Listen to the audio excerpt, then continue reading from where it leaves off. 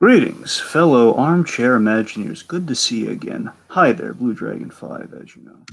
So, guys, you're probably wondering why we're gathered here today. I'm going to tell you why, because we're covering day 2 of Tiki's Odyssey to the wonderful orange groves of Walt Disney World. That's right, folks. The boy went there and he came back a man of mouse, a man who knew a man who created a mouse, who's holding hands with a mouse in a theme park. You're right.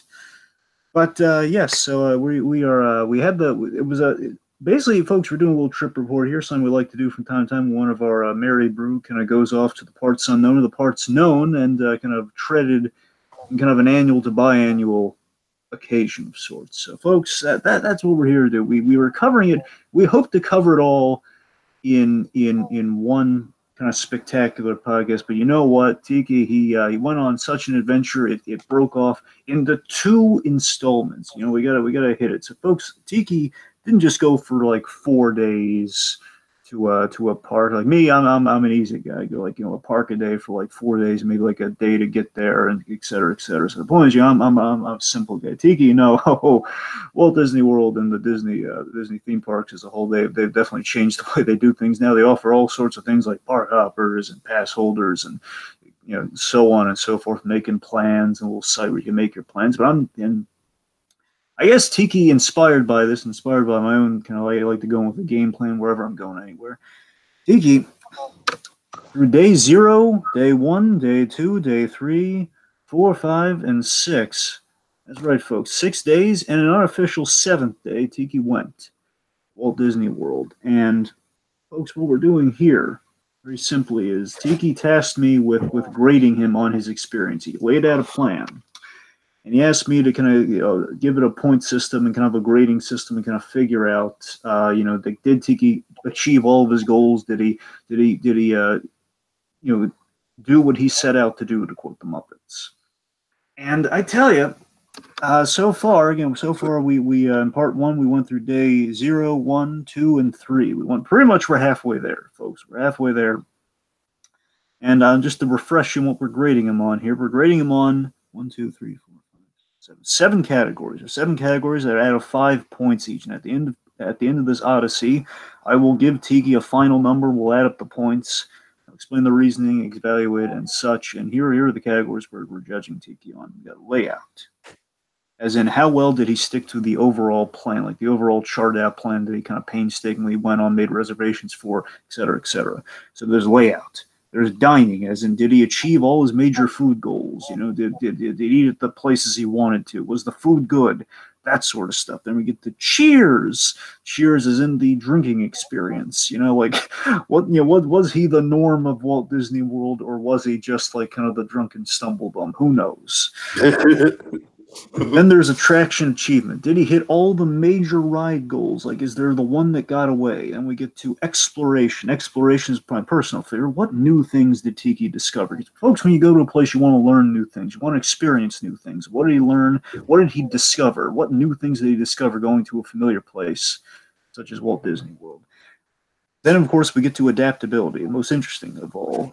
Adaptability being, how did Tiki, because folks, plans rarely go as planned. It's a simple fact of life. I hate it, but it's a simple fact of life. So things don't always go according to plans. So the question is, how well can you adapt and coordinate when life just throws a pie right in your face? So adaptability is, how did Tiki improvise under fire and deal with the obstacles? How he dealt with the obstacles. Did he shrink like a flower? Did he go in the fetal position in the middle of Frontierland, like, I want to go home? Why, God? Or you're not actually too far off with that on day 6, Dragon. Well, we'll see how that goes. Don't tip your hat early, boy. Don't do that. And of course, I should have said this one first, but there's travel. Basically, how did Tiki stick to the travel plan? Did he get there on time? Did he get to every park on time? How was his overall, like, did he take the monorail this day, take the bus that day, that sort of stuff. Did he stick? Was he punctual, and like how much time? How was he doing time wise with travel? So all that said, that's what we're judging Tiki on. By all means, folks, in the comments, wherever you are, form your own judgments on Tiki, because I know I am. So all that said, Tiki, How the heck are you? Are you excited to tell the folks the rest of your exciting journey to the land we Oh all man, wish we could go to? all this judgment, man, all this judgment. I don't know if I can handle it, dude. No, I'm good. I'm good, man. I'm feeling up for it. We're finally getting around to this, like more than a month after I actually got back. We're finally cracking out the last of this. Yeah, it was an epic trip, Dragon, and basically one of the things I really want to emphasize, Dragon, is do not. I really want to emphasize, like, I had 5.5 really good days at Disney, and then one half of the day, one half of the last day that was terrible. So I just want to do the math on this. 5.5 of the 6, really damn good. Good, really good to great to excellent. As we'll get into day 6, things kind of fall off the rails at the end. But I just don't judge me too harshly, man, because like I said, you're not entirely wrong with the fetal position thing. You're really not. All right, so Dragon, before we get into it, I think we should give the good folks at home a recap of everything that I've done so far. So, with that in mind, we'll pull out my impression of everyone's favorite executive producer, Mr. Carlton Hughes. Thank you, Tiki. Thank you. Previously on Bates Motel. Anyways, folks, previously on Tiki's Trip Report. Okay, folks, essentially this is what happens. At day 0, that's your travel day. Tiki gets there, he goes to Disney Springs, he's staying at the All-Star Music Resort, he's living it up, he's getting all the kind of the happening drinkeries, if you will, the happening kind of bar spots like Jucklin's Hangar Bar, for example. It's pretty easy going day, so day 0, as ominous as it sounds, went pretty much okay. Then we get to day 1. So day 1, he's starting off strong with Disney Hollywood Studios, my personal favorite. He's going there. He's hitting Toy Story Land. He's getting a lot accomplished. He's going to Magic Kingdom. There's just to kind of recap some Dread and stuff here. He's got kind of a big snafu with one of his first major reservations with Be Our Guest. Didn't go as planned. Tiki kind of get gummed up in the works of not knowing the lay of the land. But again, not entirely his fault. It's just that a sign would help go a long way. Either Tiki didn't see the sign, or most likely the sign does not exist because of these changing times where people are just automatically supposed to know how things work, and we all know that's simply not the case. So, getting beyond that, it's all automated at Disney World until it's not, Dragon. That's my lesson with Be Our Guest. I was kind of lured into a false sense of security. Like, I don't need to do anything on my own. All right, so then just gonna hit kind of the big points here. Let's see. Basically, towards the end of he goes to Epcot, and when he goes to Epcot, he gets schlockered, as I feared he would. He gets completely schlockered way earlier than he expected to. I'm saying he basically did the. I looked into this, by the way. Day 6 was when you were supposed to. Yeah, day 6 is when you were supposed to do the drinking around the world. Isn't like. Okay, honestly, I'm really glad I changed my mind on that because, like, fucking flying with a hangover sounds awful. Well, the point being. Tiki, he basically got all the drinking in on day 1, and suffice to say, he's definitely sleeping that off the next day. 11 drinks, folks. 11. Yep. So that brings us to day 2. We're hitting Animal Kingdom day 2. Tiki's having a grand old time. He's getting a lot in, and I believe, yes, a lot in. Of course, he's kind of sleeping off the night before. So again, there's a major delay. Yet somehow the boy pulled it off, folks. The boy pulled it off.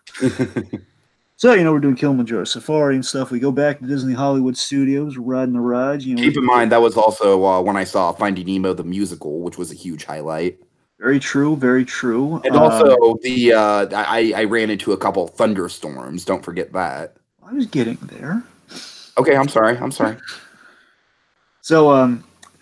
So yes. Anyway, so we head back. Tiki heads back to Hollywood Studios. Of course, bear in mind, folks, it's all around the seasons when Tiki went. So Tiki, that's a big thing to recap. Your Tiki went in December, which of course tied some holiday overlays and such, like the Jingle Cruise instead of the Jungle Cruise. Ha ha ha. Some spiked.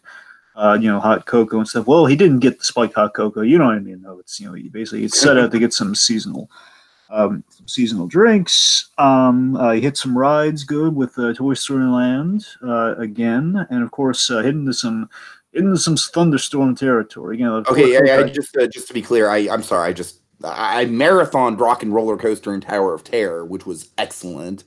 But I did not get to do any rides in Toy Story Land. I just kind of walked around and took in the night atmosphere there. Right, sorry, I got my wires crossed now because I knew you rode rides and I know you were around Toy Theater. Just kind of mixed it together. But yes, you're right. Anyway, but you know, marathoning Rock and Roller Coaster 3 times in a row was great. Yes, and of course, folks, I can speak from experience because there was a time where I used to go annually to Disney World and had a good time. Unfortunately, those times are far beyond me. Unfortunately, it's not of like I'm so done with this. They really have Toy Story Land now. I want to go back. I want to go. It's the opposite of Spider-Man, folks. I want to go. Tony, let me go. Tony, I want to go to Disney World. Dragon, that's exactly what they should do with after Endgame wraps up and presumably everyone gets unsnapped. They should totally be like, you know, and let's just assume that Tony and Shuri have a close working relationship in Endgame, like we hope they have. You know, let's just assume like, oh, hey kid, you know what? For all the trouble, I'm taking you to Disneyland. You want to go, Shuri? Let's remember Shuri was very interested in Disneyland at the end of Black Panther. So she was interested in Disneyland. And little fun fact: this has I gotta tell you, Shuri and Peter Parker would be a freaking adorable couple. Now that I think about it, be cool, be really cool. But by the way, real quick, little obscure factoid. It has nothing to do with the MCU, but just a little fun fact. In the comics, Tony Stark, the car accident that ruined Jessica Jones's life, was on a trip to Disney World because Tony Stark essentially gave her family tickets to go to Disney. Wait, ruined who's? Jessica Jones. Oh God! Seriously, no. in the comics, it literally Disney World. I'm pretty sure it was World. It was either Land or World. I think it was World. I'm pretty sure. Oh man, that's insane. Basically, that was the instead of like going to the place they wanted the Netflix show, they were going to Disney. Going to Disney because Tony Stark essentially gifted them tickets. All right, seriously, that needs to be a Marvel one-off now. Tony, Peter, and Shuri visiting Disneyland. Anyway. No, sorry, we're way off track. Yes. Okay, so then we get to day three. Day three, we're hitting Epcot. We have some magical Frozen experiences with Frozen Ever After, which we'll kind of recap a little bit later. Have you tried the school bread? Yes, the school bread. Which I never actually tried, but I just thought was a very memorable quote. Yes. There's we have a Mickey's Very Merry Christmas Party going on. We have also night one. We had that failure of the after hours thing, or night two. Yes. I think just the point is day three basically ended on somewhat of a sour note, if I'm correct here, where you're basically at the very. Sorry, you're at Mickey's Very Merry Christmas Party, and there was one of the appeals was that you had like a lot of rides with no lines, like 5-minute waits. Am I correct? Or is this a different day I'm thinking of? Yes, and I mean that was all kind of relatively true for Very Merry Christmas Party. The problem with Very Merry Christmas Party was that when I saw the having to incredibly painful given my physical disability. I think our after hours event where I broke it down, is that what you're thinking of, where everything went wrong? Yes, I'm sorry. I was thinking of day two. The end of day two was that. Then day three is basically kind of things get a little more uplifting with Frozen. Yeah, where the after hours. It's like basically everything that Haunted and Pirates of the Caribbean all broken down. I mean, it was just like. Basically, the only stuff open was stuff that really isn't like it's not that they're not good rides, they're just not really marathon-y rides. Like as good as the Haunted Mansion is, it's not really a ride you marathon. Right.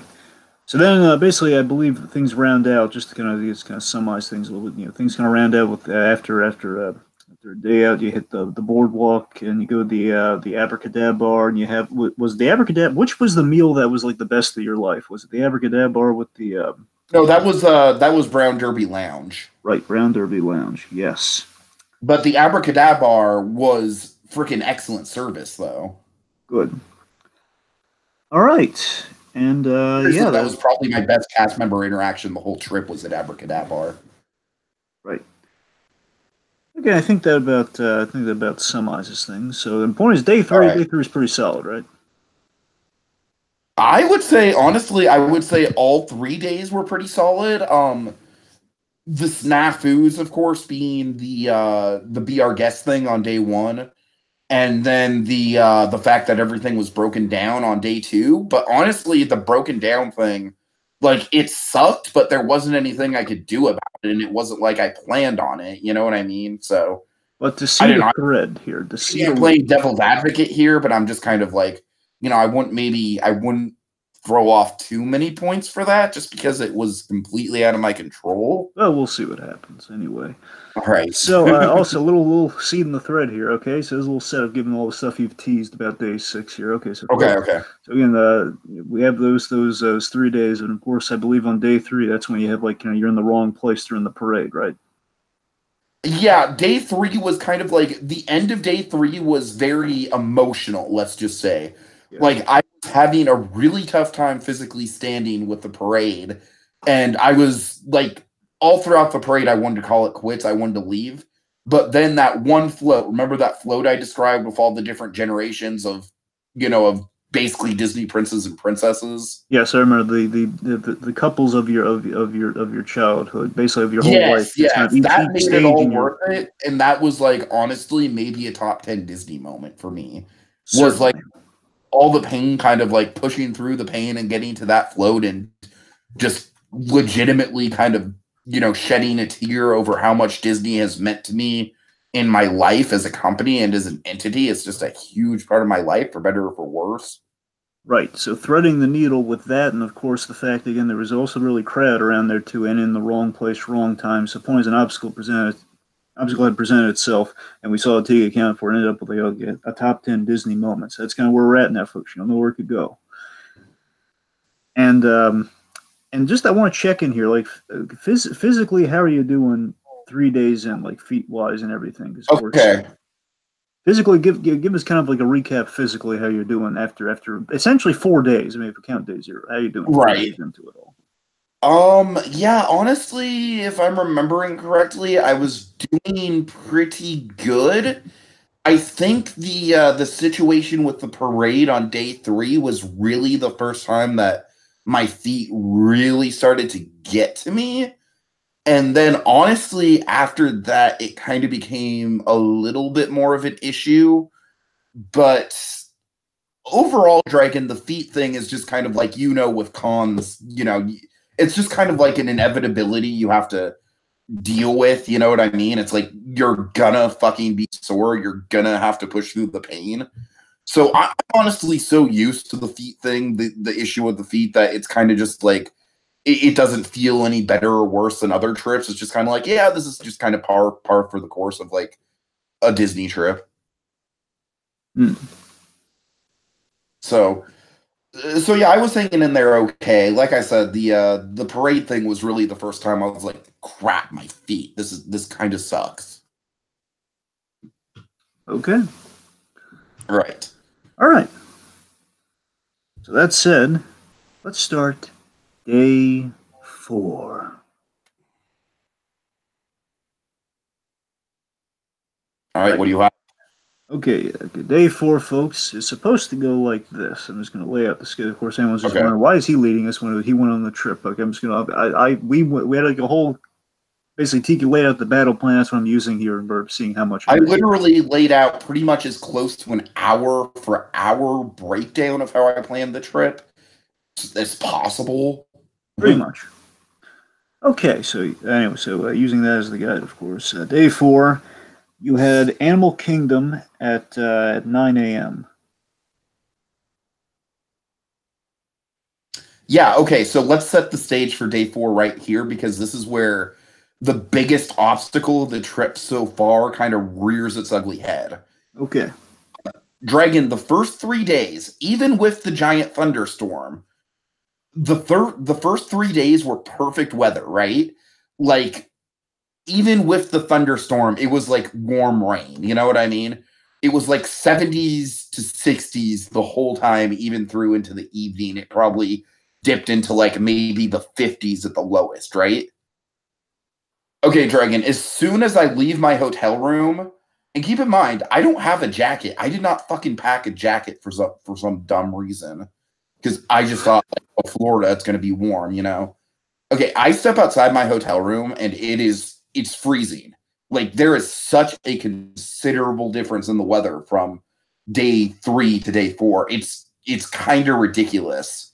So so I make my way to the bus stop. I'm aiming to get to Animal Kingdom about an hour early, which I do. I timed the bus really well. Basically, Dragon, the all the bus situations are pretty much perfectly timed except for 2 occasions. One on day 5, which honestly wasn't even that big of a deal, and then one on day 6, which was more of a big deal. But I'll get to those later. But beyond those 2 occasions, I didn't have to wait more than 5 minutes for a bus the whole trip. I mean, I just had freakishly good luck in that regard. I see. All right. So, Anyways, so yeah. but the whole time, the bus ride to Animal Kingdom and everything, I'm just like, it's so fucking cold, man. What the hell am I going to do? And I can't go to a gift shop right away to get a jacket because obviously that's my battle plan. I need a jacket at that point. But I can't go to a gift shop to get a jacket because I need to be in that rope drop crowd for Pandora, right? Like, time is literally of the essence. Like, I need to be as far onto that bridge as I possibly can. So there's literally, even if a gift shop was open, which honestly I don't know if one was or not, I would have no time. So there was just this moment, Dragon, where I was like standing on the bridge to Pandora in a herd of people, and I literally had my arms in my t-shirt and I was shivering, man. It was bad. It was fucking bad. So anyways, rope drop to Pandora happens, which was kind of a running of the bulls, if you will. I end up getting on Flight of Passage and out of Flight of Passage before the park even opens at 9 o'clock, which is pretty typical. With Flight of Passage, they tend to open that up about a half hour early just to get the crowds flowing.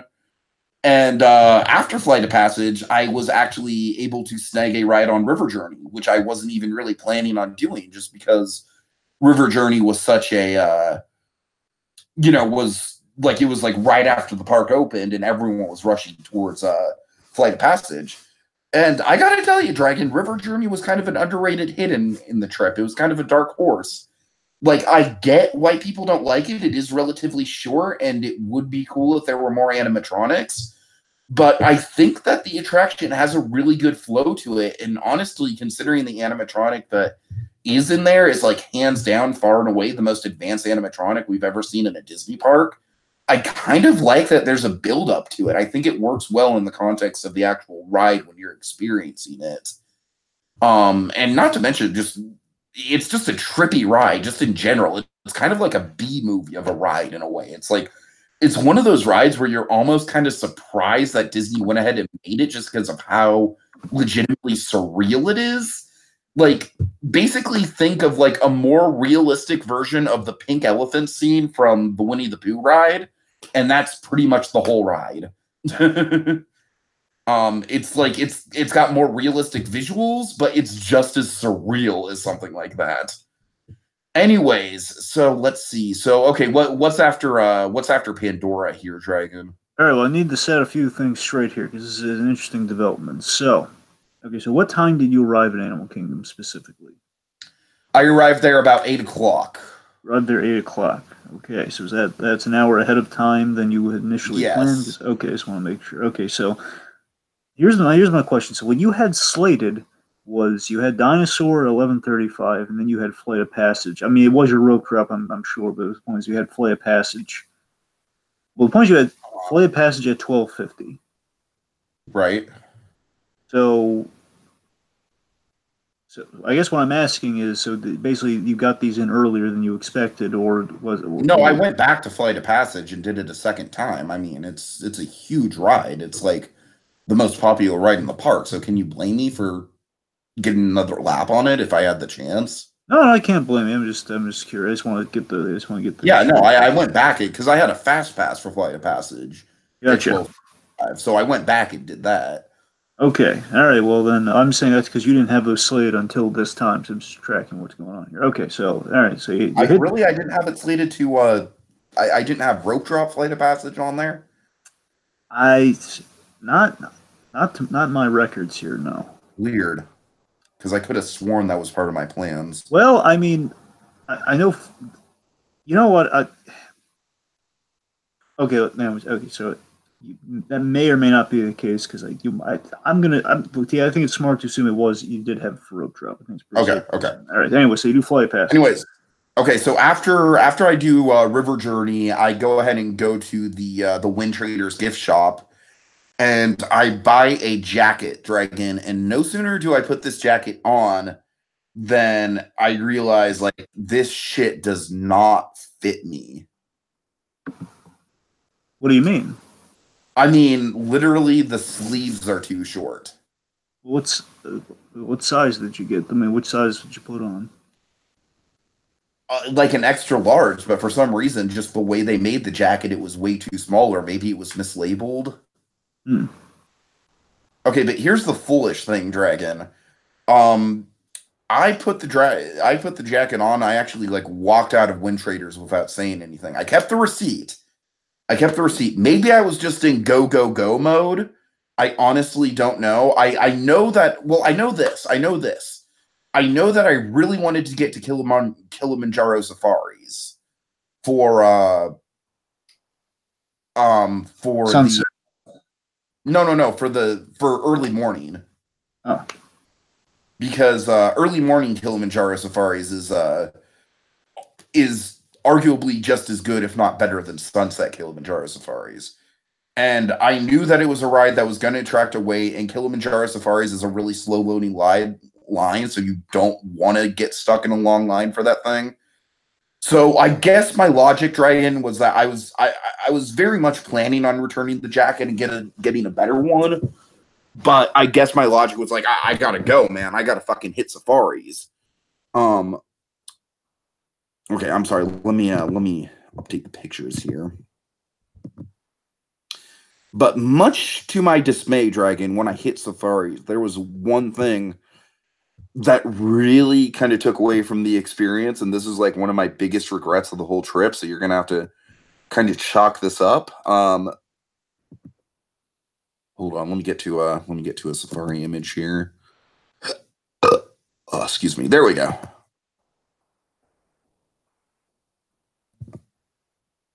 Okay, I guess that's the only Safari picture I have. All right.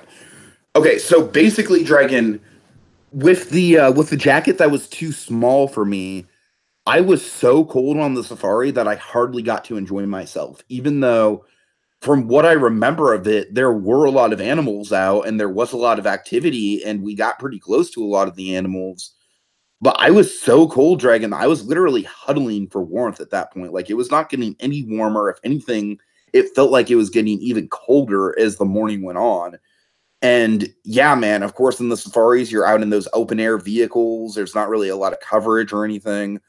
So it was just, I just felt like I was being pummeled by the elements at that point, man. It was just unfortunately not a pleasant experience in spite of the fact that there was a lot of animal activity. And man, that is one of those things that I really, really regret. I really wish that I would have just, exchanged the jacket right then and there. So I would have actually been warm on the Safaris. Okay, but regardless, I go to another gift shop and, I'm kind of wondering, I go to a gift shop in Africa and, I'm wondering if I can actually exchange the jacket that I bought in Pandora at this gift shop. Fortunately, I could. And Dragon, I gotta tell you, the jacket that I exchange it for is a damn good jacket. Like it's honestly one of my favorite Disney jackets that I've ever had. It's got like all kinds of logos of different past Walt Disney World attractions, like on the inside of the hood. It's sharp. It's sharp. And more importantly, it was warm. So after that, it was like, okay, like I had to spend $50 on it, but you know what? Since it is a damn good jacket and it's a hoodie and it's a warm hoodie, I'm perfectly fine with that price tag. Just give it to me, man. I needed that. I really needed that. All right. So what do we have after that, Dragon? All right, so I just want to get this straight. So you exchanged the jacket that was a wee bit too small for a much warmer jacket another place. Yeah, a much warmer jacket that actually fit me. Right. Okay. All right. Well, let's see. So basically, you had kind of slated. You're just really going to kind of explore the place, check out the live entertainment, and do some animal trails. Right. I gotta tell you, Dragon, in lieu of doing the animal trails, because I could only fit so much in, I actually ended up seeing Nemo a second time. And one of the reasons for that was simply because I obviously I loved Nemo. It was a huge highlight of the second day. It was honestly one of the big highlights of the trip. And also just because the weather, I had a jacket that was a little warmer, but still I didn't necessarily feel like being out in the elements. So Nemo felt like a pretty good alternative. And also the trails, I'll get into, like, on the first, on day 4, the reason I didn't do the trails were because of the weather. And then on day 6, the reason was because my feet were just aching by then, and I really didn't want to. I really wanted to do as little actual physical walking as I possibly could. So, unfortunately, I had to cut the trails out, which is a shame because I bet they are cool. And live entertainment, yeah, I got Nemo in. I didn't get any of the street characters or anything in, but that's okay. And anything else? Well, I mean, that was your plan. Then you were going to do basically, I guess, towards the end of Animal Kingdom, you were going to hit Kilimanjaro's sunset safari later in the day. Right, and with that, I actually traded in a fast pass. I traded in the Sunset Fast Pass for a Finding Nemo Fast Pass because I didn't necessarily want to stay in Animal Kingdom for too long, up until that Fast Pass, and B, because I had already gotten that morning safari in, so that was kind of a last minute sort of switcheroo there. Okay, so let me ask you. Okay, so you saw Nemo a second time today. Did you see it an extra time or just the one time that day?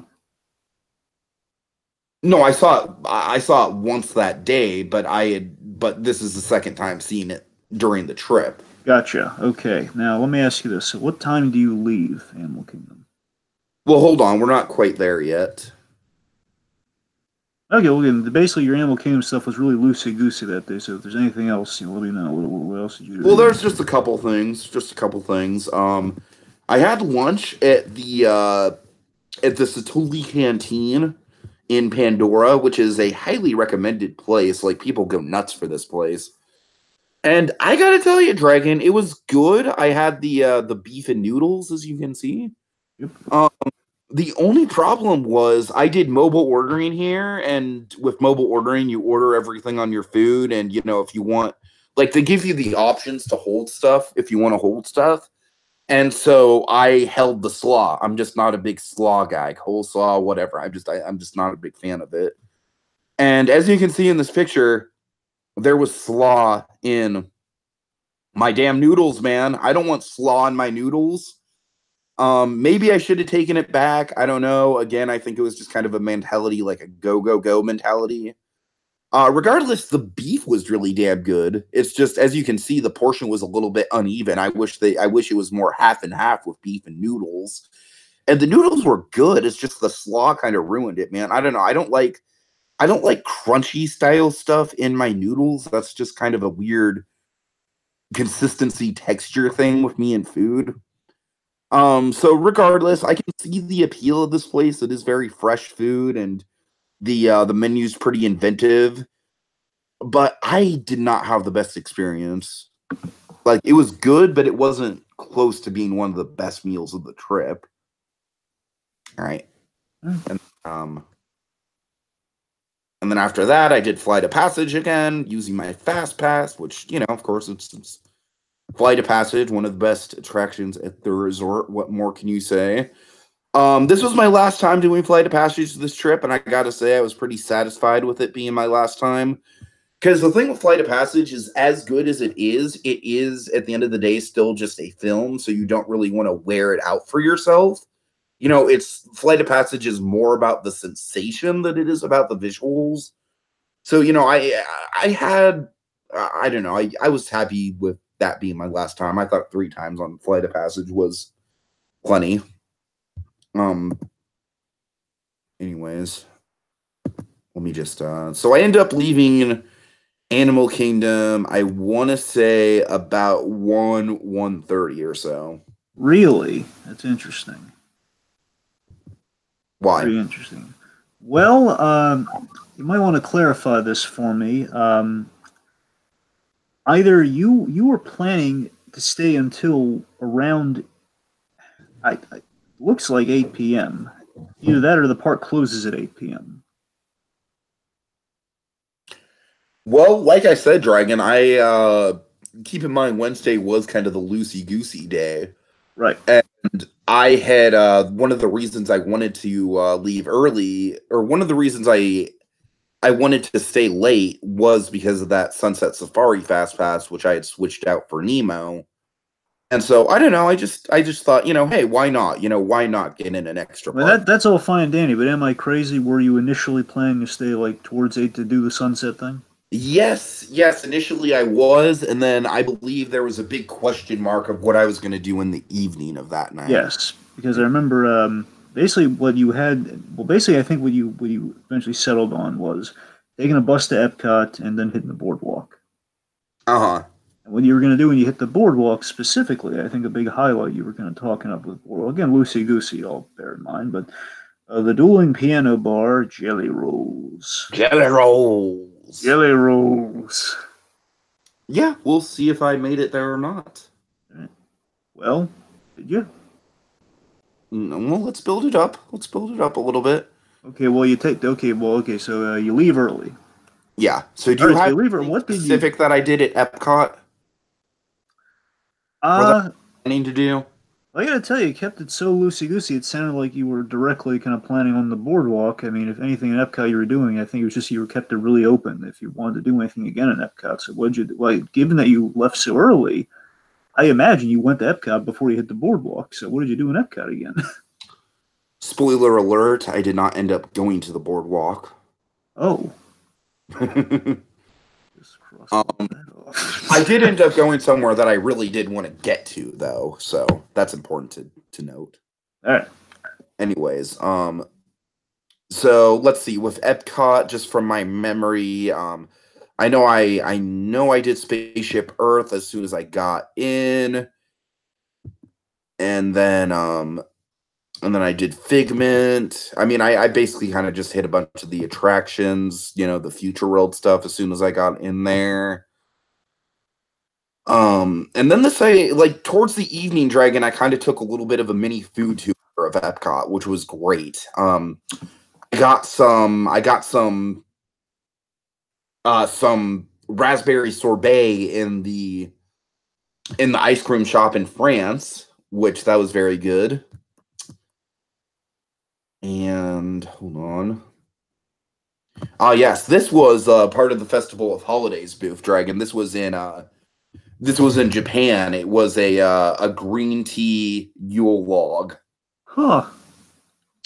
Now, Dragon, the one complaint I have about this is that I wish they gave you a bigger portion, even if they charged me a little bit more, because it was really damn good.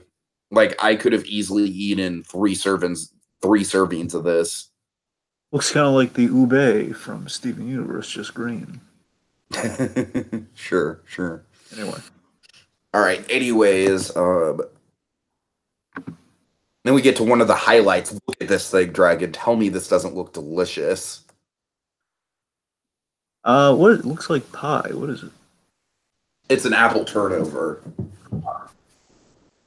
This is from Summer House in Germany. And oh god, Dragon, this was one of the food highlights of the whole trip. Maybe the best snack that I had the whole trip. I mean, look at that thing. You got the frosting, you got the powdered sugar. It was crispy. The apples were warm. I mean, it was the portion was really big. It was so good, man. It was top marks. Top marks. Let me see. If I'm remembering correctly, I probably did do a bit of drinking here. No, no, hold on. I'm trying to remember. Well, I mean, there was a plan to get a drink at the Abracadabra bar and dinner while you were doing that, but again, plans changed, it looks like. So, did you get something to replace the drink you were going to have at Abracadabra bar or I no? mean, I know I drank at the end of the night. I'm just trying to remember if I had anything while I was doing my food tour of the World Showcase. Oh, let's see. Let's see. I didn't have any drinks with the ice cream. I don't think I had any drinks with the apple turnover. Let's see. Anything else here? No, I guess I didn't have any drinks at the World Showcase. All right. Hey, more power for me, you know. Yeah, Together. yay, sobriety. Yeah. Okay, then I do a quick ride on Mission Space. I believe I booked a fast pass for this thing. And this was my second and final ride on Mission Space, and you know I like Mission Space quite a lot.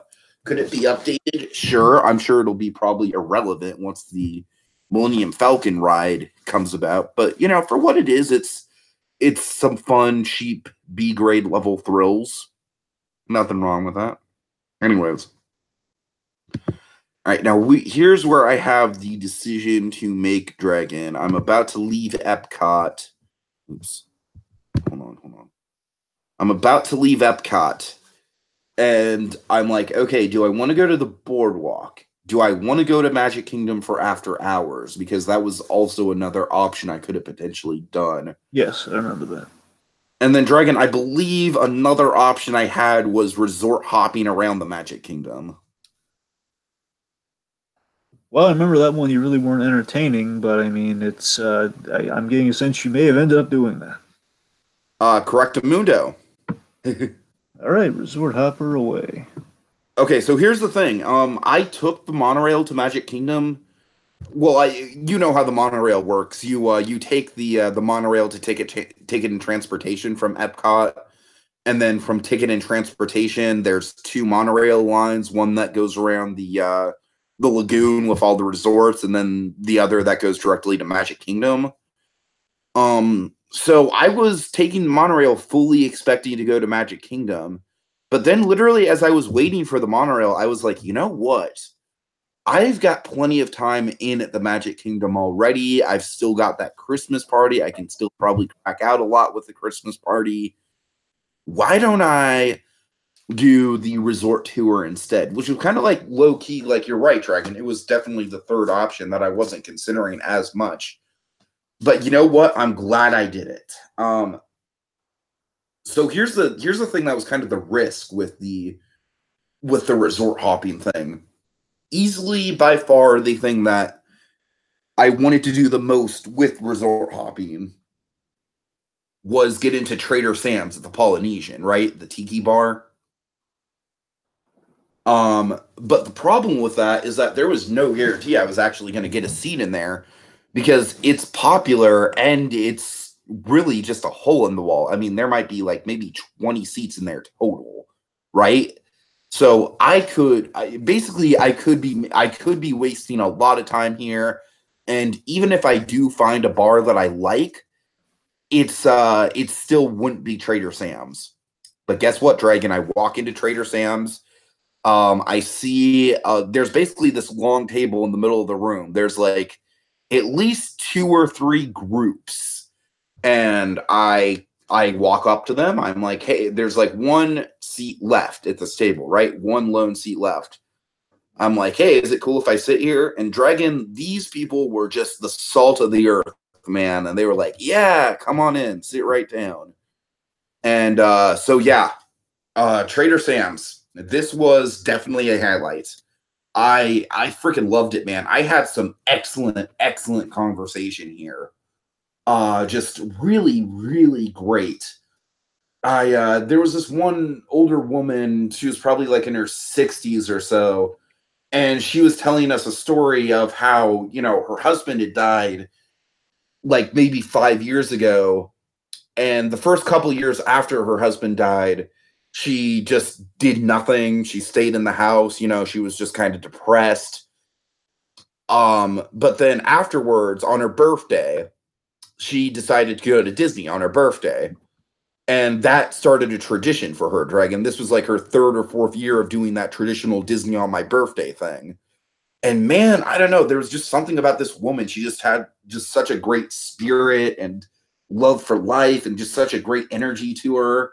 And there were a couple really nice couples that I interacted with, a couple older folks. Just overall, it was just this great kind of communal experience. Just all of us seated at this long table, kind of exchanging stories of what we had done. I was kind of bragging about doing the drinking around the world thing and surviving to tell the tale, And in terms of drinks, I ended up getting 2 drinks this night. So, I went pretty conservative, all things considered. This is just basically dragging along short of this drink is that it is Dole Whip and rum. That's all you got to know. It's Dole Whip, and it's rum. I mean, it's simple as that. And then I got the Nautilus, and this thing had a lot of alcohol in it, Dragon. This thing ran me $20. I thought it was totally worth it. It was a great experience. It was it's the biggest thing on the menu, right? It's like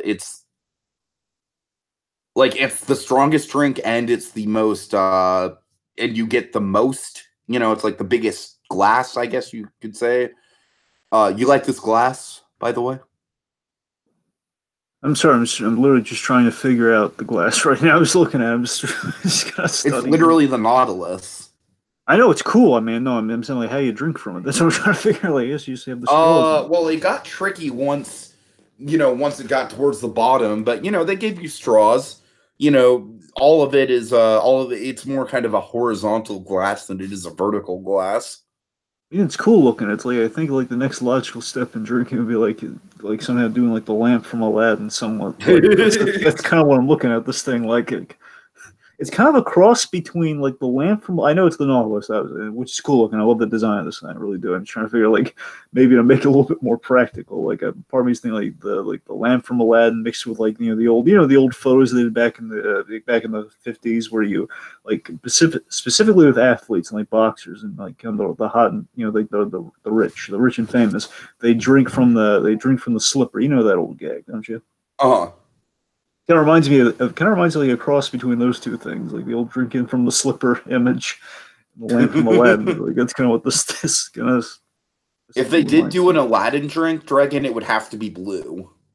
Of course. That's my only. I don't care what's in it; it just has to be blue. Are you ready for this? I'm gonna rock your world. You ready for this? Okay. Okay. A drink that comes in basically something like this, but it's the shape of the lamp. Maybe a drink from the other end of it. I don't know. Maybe it's like a little mini teapot version of like a drink. Maybe they serve sake, like blue sake in it or something. Oh, I like that. I like that. Maybe it's blue sake, some sort of teapot sort of thing. If they wanted to really expand, they do like a Mrs. Potts version of it. I don't know if they wanted to do Beauty and the Beast or whatever. The point is, you have a drink like that, and here's the kicker: blue drink. It's it's in the shape of the lamp, and the napkins are printed to look like the magic carpet. Oh God! Yeah, I like it. All right, okay. Okay. So suffice to say, Dragon, even though it was probably the third tier of what I was planning to do that night, out of the 3 options I had between Jelly Rolls, Magic Kingdom After Hours, and this, I honestly had a damn good time.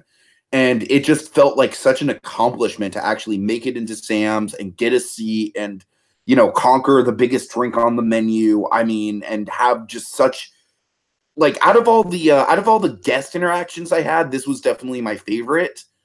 And yeah, I mean, just all around, Dragon. This was not exactly according to plan per se, but it was still a damn good way to kick off to cap the night off. All right, what time do you leave? I leave, I want to say I know I had a goal to. This is a show element of Trader Sam's, by the way. Oh, You know, all these cool lighting effects and everything in there, all kinds of details, all kinds of tiki room paraphernalia. This is actually the animatronic that used to be in under new management. I don't know if you remember that. interesting. All right. Anyways, so I leave probably about 10 minutes after midnight. I time it really well with the monorail. I get back to the Magic Kingdom area because basically what I have to do is I have to take the monorail back to the Magic Kingdom area, and then from there I have to take a bus back to my resort. And I got to tell you, it all went swimmingly. I made it to my resort probably about 1 a.m. I'm guessing that's about when I planned on getting back, right? Well, you would plan to be home by 12 by midnight. Oh, okay. Well, maybe I was out a little later than I was expecting. Uh, I don't know. Maybe I was more back by 12:30. I just remember in Trader Sam's, I was like, I just had a deadline that I wanted to leave by 12 so I could make sure I caught the bus. Anyways. Right. Okay, so all right. So day 5, you were planning on sleeping in day 5. You're planning on kind of being loosey goosey. You're going to leave around 10 or 11 to get to Epcot, and you were going to have breakfast before that. So how did any of that go? Any of that track? That's honestly weird because I don't This is day 5. Day 5, you specifically planned to sleep in day 5. I know that one for a fact. I don't huh. Man, You were going I to take don't it easy. You were going to try. You say, I'm going to squeeze in breakfast because why not? That was where you're practicing. I'm paraphrasing your exact words on I mean, here's the thing, Dragon. I don't even know. Okay, hold on. I'm kind of running into a snafu with this image situation, so let me unscreen share for a second. I don't even know what breakfast I would have eaten. I'm kind of confused by this whole thing. I'll have to go back and listen to the planning podcast because I really don't remember this whole plan. I mean, you can. I don't know if you specified. Either you specified a food or it was like really some of an out, and it's like we'll just breakfast in general. We'll see what I ended up getting. It was one of those things. But I mean, you had planned on maybe you was like, what? Well, I'm just taking these. I'll get some breakfast. That sort of thing. So all right, you were really just kind of we'll wake up and see what happens. Leave around 10 or 11. That was your plan. Well, that didn't happen, Dragon, because I ended up leaving the hotel room about 8. Yeah, that's man. Okay, so this is again day 5, so we're on the right day, right? Yes. Okay, well, okay, walk us through it then. Tell us what happened. No, actually, come to think of it, I want to say maybe more around the lines of 8:30 or so. Right. I know I didn't sleep in per se. But I mean, shit, man, that's the thing about being at Disney. It's like when you're at Disney and you're surrounded by all this stuff, it's like your adrenaline is running high, right? It's like, and I was kind of like my energy level never really crashed per se. It was a lot of factors, but energy wasn't necessarily one of them, honestly. Um, Anyways, so day 5, I make it to the bus stop. And here's the first time this is literally the first time on the trip, 5 days in, where the bus situation doesn't go swimmingly for me. So I arrive at the bus stop, lo and behold, there's not even a time posted for Epcot, which is the park I want to go to. Because I have a Frozen Fast Pass this day on top of some other stuff. What time was the Frozen Fast Pass for? I believe it was like the afternoon at some point. All right, so okay, tracks. Okay, I'm sorry, keep going. I'm getting bogged down with that. Okay, so All right, you're looking for the thing, you can't find it. Well, I'm saying there's a screen that tells you when each bus should arrive to each park at the bus stop, and at Epcot, when it said Epcot, there was literally no time. And it took a good 20 to 30 minutes for the bus to actually get there. On the plus side of things, I did end up having a really good conversation with a couple of older women, and that was nice. I because that's the thing, Dragon. During this trip, just to keep myself sane, this is something that I kind of neglected to mention.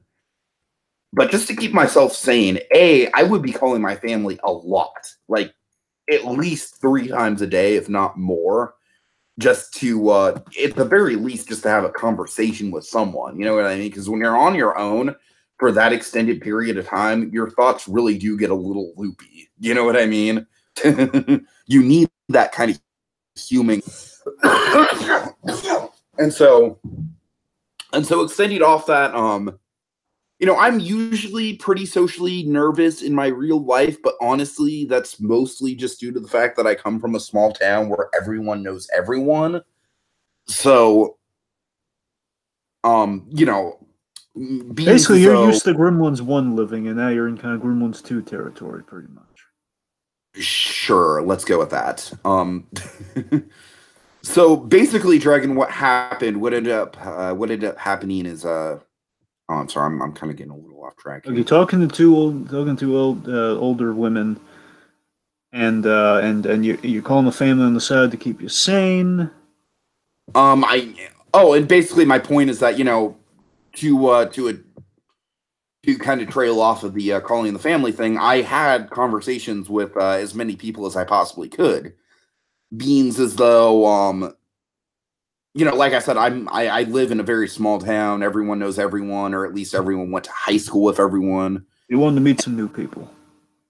Yeah, and it was just kind of a freeing feeling. Like, I literally never met anyone from California my whole trip. Basically, the John Lithgow Daddy's Home 2 approach. Pretty much. So anyways, probably the highlight of that conversation was I steered them in the direction of that oh-so-beloved bakery. Because they were going to go to the bakery in France, and I was like, ooh, good luck with the crowds there, because that bakery in France is, like, always freaking crowded. Oh, God, you McGill. I was like, you should go to the Norway bakery. They've got really good stuff. It's not nearly as crowded, and and they've got delightful cast members there. You pulled a Jimmy McGill. You pulled an Amarillo. Yeah, I didn't actually hype up. What? You pulled a Jimmy McGill. You pulled an Amarillo on him. You sold him. I don't know if it worked or not. I'd like to think it worked. I'd like to think that they ended up at the bakery. I really do.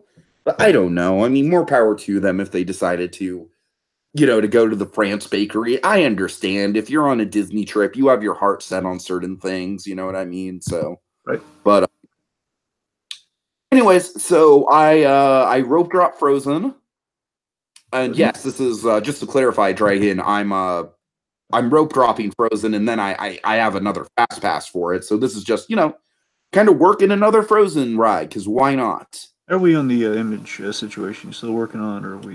Yeah, I'm still working on. Okay, take your time. Just want to check on it. Keep going. Frozen rope drop you there. Yeah, and Frozen's still a damn good attraction. Not much more to say about it that I didn't already say in the other podcasts. Just to kind of reiterate my points, I was very skeptical about Frozen when I went on it the first time I was at Disney World in March of 2018. But the reason I was skeptical about it was basically getting to explore the Norway Pavilion a little more kind of warmed me up to the idea of Frozen being in Norway for oh my God, I'm sorry, during the image situation, my page is like literally frozen right now. So how appropriate while you're talking about Frozen. Right. Anyways. Okay. So lo and behold, Dragon, I go into the bakery. Why not? God. Did you catch the opening again, or is it just you're walking after the opening ceremony? Unfortunately I did not see the opening because I arrived at the park about 9 o'clock, and so by the time I actually walked over to the Frozen, and keep in mind, Frozen is not a short walk. Like, that's all the way on the other side of the park compared to the front gates. But unfortunately, the Have You Tried the Shortbread guy was not there. But there was a horrible female cast member who was very, very relatable to me, because a bee flew into the bakery and she was freaking terrified. Yeah, I've been there. I'd be that way too. And she was like, "Oh, you guys are going to get a show today because I'm going to be very jumpy." I'm not even exaggerating, Dragon. This is how these people talk. Is okay, so at the bakery, I get a troll horn because I know I like the troll horn, and I also get a pastry puff. Now, this pastry puff, I know it's made with a little bit of alcohol, but I'm just like, okay, you know what? Like, how bad could it be, right? Like, it's alcohol in a pastry. Like, I've literally never had any food that is made with alcohol, like, I don't know, let's off the top of my head, like beer battered chicken strips. I've had beer battered chicken strips before, but I've not even remotely felt wasted because of them. You know what I mean? Dragon, this cream puff, it did stuff to me, man. Yep, I know that. Like, I felt more intoxicated with this damn cream puff than I might have felt during my 11 drink bender. Because, with the 11 drink bender, I was expecting to feel fucked up. But with the cream puff, I was like, maybe it'll take the edge off a little bit, if anything. You know what I mean? Tiki, you fell for it. I can't believe it. What? You fell for it. You fell for the spiced. Well, I don't not actually spiced. You fell for like kind of the alcohol infused pastry gambit. Oh, I'm sorry. What is this a thing? Well, here's the thing. You know how you have like like rum cake or stuff like that. Again like the ice cream with the rum in. They do all sorts of stuff like that. Again, like they can't just like add like a little twinge of rum. They have to give it to justify the name. They have to give like a pungent. They have to really kind of hit you with it. Okay, but yeah, it's a cream puff though. There's literally alcohol is not a part of the name. Like, that's the gimmick. That's the thing. It's like when they list off the ingredients, tell you what it is. It's not just there for show. It's like, oh, look what's in this thing. It's like, no, it's in this thing. Be aware. Okay, well, to be fair, I didn't. I asked about the cream puff during the initial visit to the bakery. The have you tried the sweetbread visit? And I asked about the cream puff, and the guy was like, "Oh yes, it's made with a little alcohol." He didn't hype up the alcohol drink. He's just like, "Oh yes, it is made with moonberries and little alcohol." That's the surprise. Little. They're underplaying it, man. Damn straight they were underplaying it because, like I said, when I did my 11 drink bender, I was expecting to be fucked up, and with the cream puff, I was not. And so when it hit me hard. Think you remember that gag in Family Guy, like way back in season 1 when there was full customers? Like I think it was even the first episode when the first episode when Peter was under house arrest. It was within the first 4 episodes, like that early on. He has, he looks, at least for the stag party in the first episode. Oh, you know how well you can't hold your liquor, Peter. You go crazy with it. And he has the lick of it was like rum raisin or something with rum in it. And lick, bam. That's the warning, man. That's y'all. Can't believe you felt, and especially here's the thing. I don't know if this is intentional or not, but I gotta tell you, I'd love it if it were intentional. The idea that they put it in something a cream puff, the complete opposite of like a hard hitting anything. That's how they pull the wool over your eyes right there. It's in a cream puff by definition. But why would they intentionally want to get people more intoxicated than they're planning at Disney, though? That's my question. I mean, doesn't that seem ill-advised? Well, I'm saying they have to differentiate the cream puff from the average cream puff, and again, the rum is the big. Anyway, let's not. We're getting so. I'm not sure if it was rum in there. Just I honestly have no idea what alcohol was in there. I'm just saying. I'm just extrapolating because most likely. Damn thing. When I was eating the damn thing, I couldn't taste the alcohol at all, which is what made the effect of it even more like unexpected. Yeah. Anyways, I'm sorry. Anything listed here in terms of the layout? I'm getting to the images. I'm almost there. I have to scroll. Aside from the pastry Trojan horse that is the cream puff filled with some unknown alcohol of some variety, we have. Well, here's something interesting. So it's like you had on I believe 2 days actually. Here's the thing: you had the World Showcase drinking planned here. Basically, because you were factoring on having 3 hours to kill after you hit the biggies like Mission Space and Frozen. Did you hit Mission Space again? No, Dragon. What happened was I actually ended up switching my Mission Space Fast Pass for a Living with the Land Fast Pass because surprisingly, Living with the Land was like by far the most difficult thing to get on the whole trip.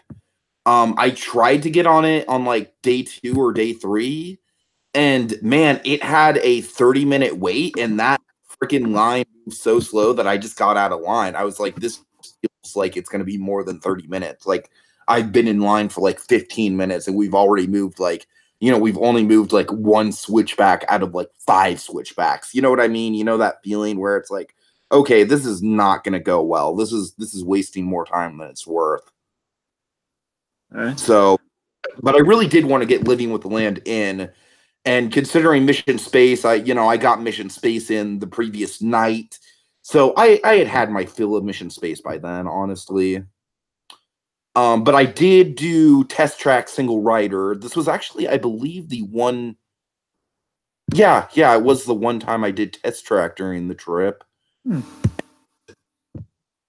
Test Track, I feel like, is the definition of a good but not great ride at Disney. It gives you a good thrill. There's some decent set pieces, I guess, although Radiator Springs Racers is just so much better. It's the same ride system, same basic layout. So yeah, Test Track is just never going to be a ride that really thrills me. It's definitely not a ride that even though I technically probably could marathon that thing with a single rider line, it's never a ride that when I get off of it, I really want to go back and do it again. In spite of the fact that it ends in a really thrilling way, it's just the build up to the rest of it. The build up to that, short, like 30 seconds of adrenaline is just, I don't know. Honestly, Dragon, this might be a controversial statement, but I honestly think that Mission Space is like maybe slightly better than Test Track. Because I feel like Mission Space kind of spreads out the thrills throughout the ride instead of just like, okay, and now it's literally the last 30 seconds of the ride, time for an actual thrill. Okay, so after Test Track, I did my Fast Pass for Spaceship Earth, which I'm assuming is on there, right? Yes, it was a question mark if you were going to get to it or not, but yes, you were. But yes, it was on there. Okay, so you did Spaceship Earth. I did, and that was it's Spaceship Earth. I don't really have much to say about Spaceship Earth at this point. Okay, let's see. There was a food goal this day. Okay. I'm going to butcher this because I can't make out my handwriting specifically on this one. You can correct me here. Lasilia Restaurant, La Julia Restaurant. Ringing any bells? Lacelier? Lacilier, yes. Sorry, I didn't emphasize the pronunciation. Yes, Lacilier Restaurant. I believe had like Quentin and soup or something in soup. Well, you were planning on getting something in soup or something that was soup. It was soup was involved. Poutine. Yeah, God, man, I'm dying on the pronunciations this morning. I don't know why. Yes, poutine. Okay, here's what happened with that. Basically, long story short, I really wanted the house poutine, which was made in this red wine sauce, right? Mm-hmm. And unfortunately, they had taken house poutine off the menu for a seasonal poutine, which had like turkey and gravy. And I'm like, well, shit. I mean, I don't, it's past Thanksgiving. I'm already kind of turkeyed out, and like gravy comes on regular poutine anyways.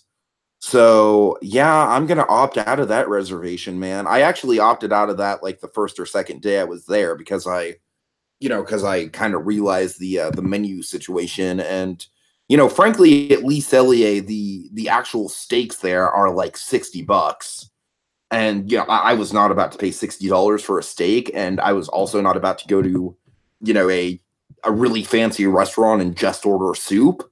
So yeah, I just kind of I really would have liked to try the cheddar cheese soup. The cheddar cheese soup is honestly like one of the things that I'm sorry, Dragon. There's no excuse for like literally I'm having to scroll down about a month's worth of Facebook posts to get back to the pictures, and I'm getting infuriated here that like my computer is so slow. There is no reason for it to take this long. Like I'm literally having to it's literally freezing on me every couple minutes. I mean, I'm sorry. I'm kind of dropping the ball on this. Well, it's theater God. of the mind.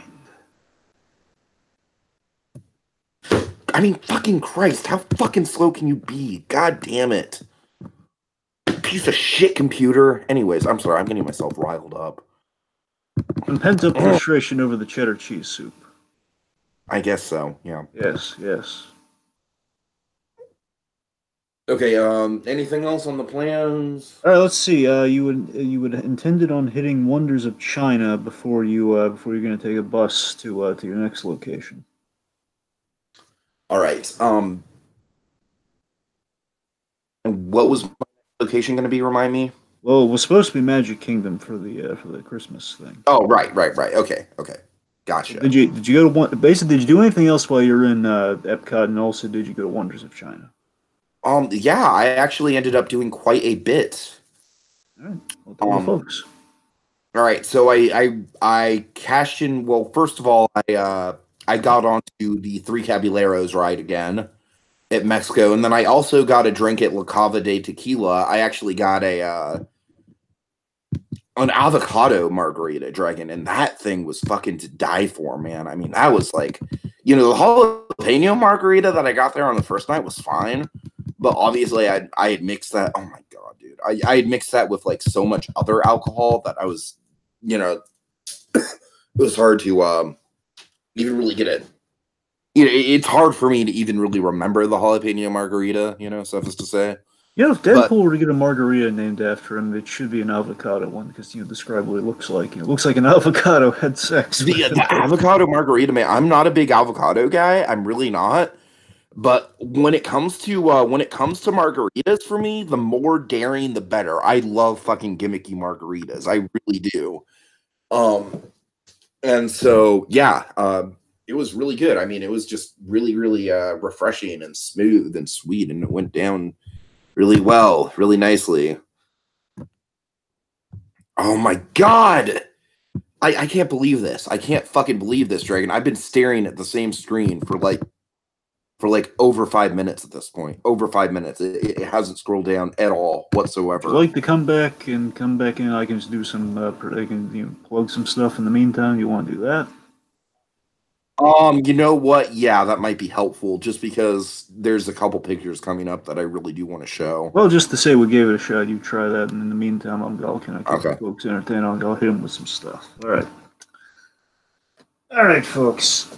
Let's quickly shout out some guys we have in the comments here. We have Monkey in the comments, for posterity's sake here, saying the old test track was better.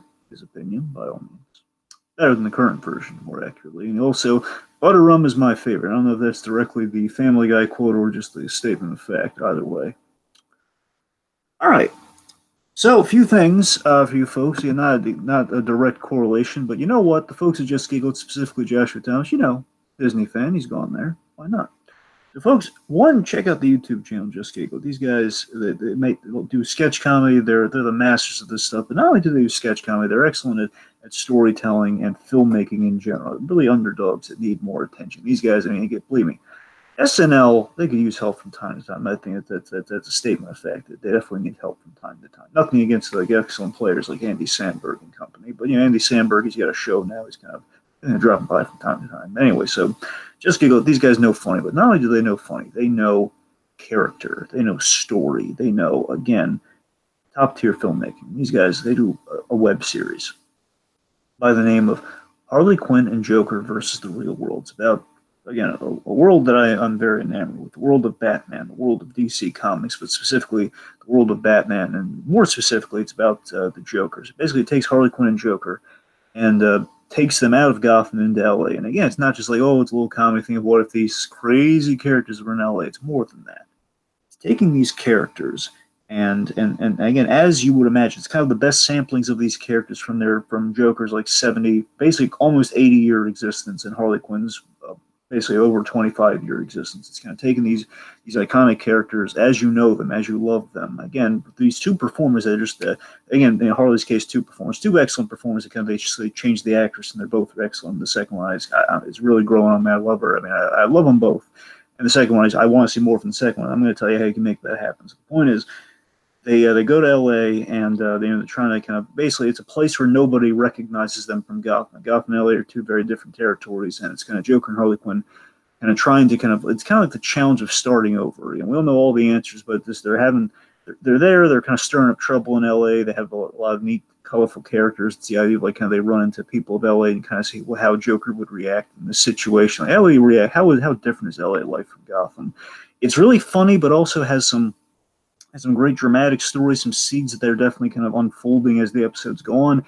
It's rich in story, but not only rich in story, it's rich in comedy, and especially rich in performance. You folks will say, oh my God, that guy, we need a fully formed Joker. We don't need a proto-Joker. We don't need a Joaquin Phoenix Joker. I'm sure that looks interesting. I'm pulling for that one. But you know what? In the era of Gotham, like proto-Jokers and movies about proto-Jokers, this is like a full-fledged Joker. And I'll tell you, we're going to find that Harley Quinn, the Joker versus the real world. Right now, there are 5 episodes. They're working on the 6th one, but in order to get the 6th one kind of available for everybody to see and get the other ones kind of like in the can and in the works, we need to get episode 5, which so far I think is the best one they've done. They just keep getting better, folks, to put it that way. Each episode keeps getting better. There are not a lemon among them. Episode 5 is the best one, and what they need to do is get the view count on episode 5. Just the view count. You just need to watch it and spread it around, tell people that. That's all you need to do. Watch episode 5. Get the view count up to 1 million. Right now, it's on its way. It's like a quarter of, it's like a fifth of the way there, essentially. It's been a while. It's probably over a fifth of the way there. Get it to 1 million. We get episode 6, which let's just say we've kind of gotten that tease of some script pages. Looks very interesting. I'm sure everyone's going to be very happy with it. Just get that view count up to 1 million. Get more episodes. Just watch it. Watch up to 5, and you're going to have a great time. Hello? Be enamored with the series. Yes. Hey, hey. Yeah. Yes. I'm sorry? I said, out of random, were you plugging? I was plugging the excellent show Harley Quinn, the Joker versus the Real World, a product of Just Giggle It. Of course. All right. Anyways, okay, I've got the picture pulled up. Let me just screen share here. Monkey has confirmed that was a Family Guy reference earlier in the comments. The whole butter rum is my favorite. Butter rum is my favorite. Licks it, and of course, falls right on his face. The dangers of cream of cream puffs labeled may contain alcohol. It's always good to learn something.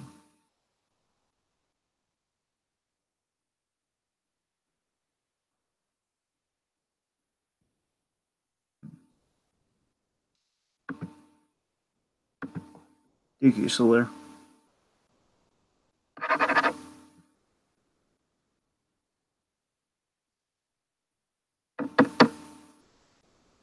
Hello?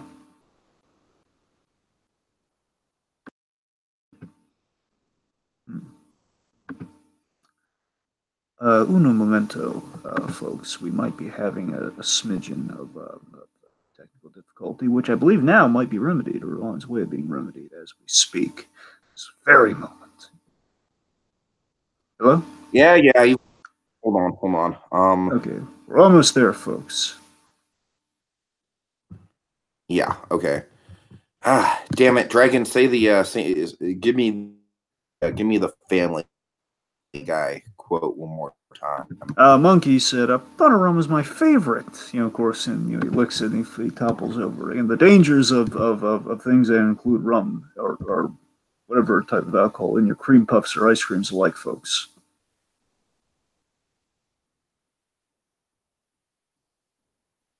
That was. Hello.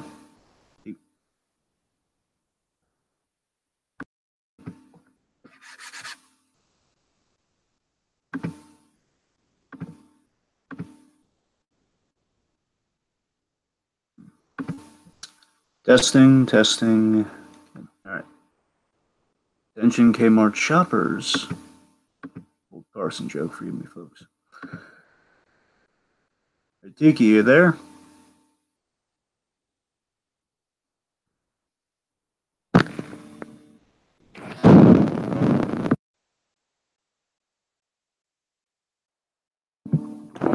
Yellow.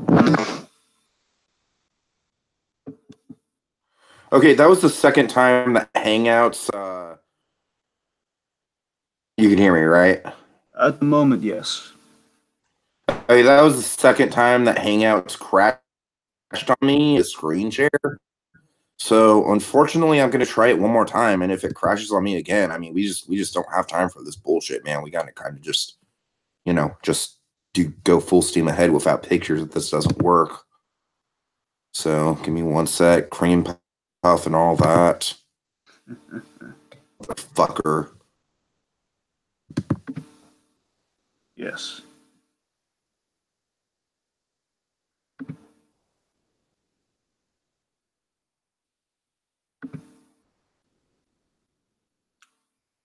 So, yes. Folks, so far, I'll tell you what. Again, Tiki's definitely changed my mind on a few things here. I gotta tell you, this point system thing we're doing. It's the tides are definitely changing, and Tiki's really kind of blowing my mind with some stuff about our wee little Disney trip here. And I gotta tell you, things it could go either way. I gotta tell you, I don't think he's aiming towards a perfect score, but at the same time, he's recouping some points, folks. I mean, again, I'm kind of factoring it all in. I'm not just saying that to keep you on edge. Legitimately, he's I'm being wowed by the story. I'm involved in the narrative. We're going to see how things turn out for the boy. I have faith, but again, nothing concrete. We'll see what happens. We shall see. Yeah, this is like the first time that I've ever had this problem in the history of us doing these shows, Dragon. I swear to God, oh my God. Yeah, I'm still here. Yeah, I don't know if I am. Well, I mean, the fake you is gone. I mean, you're here. I mean, unless you're like a clone or something. I mean, Yeah, I know. I'm literally seeing black right now. Okay, well. Anyway, Fucking thing is a failure, and I'm a fucking failure, man. I think it's really the technology in this case, but I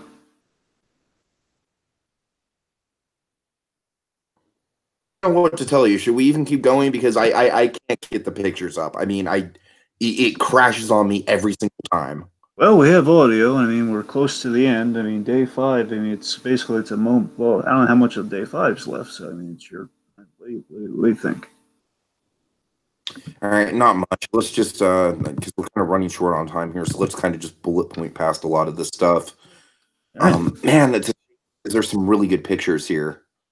Okay, so after Frozen, I do Reflections of China, which honestly, I mean, it was good. It was just by that point my the feet becoming an issue, so I spent most of that, because television shows you have to stand, so I spent most of my time kind of just shuffling around trying to find a comfortable position.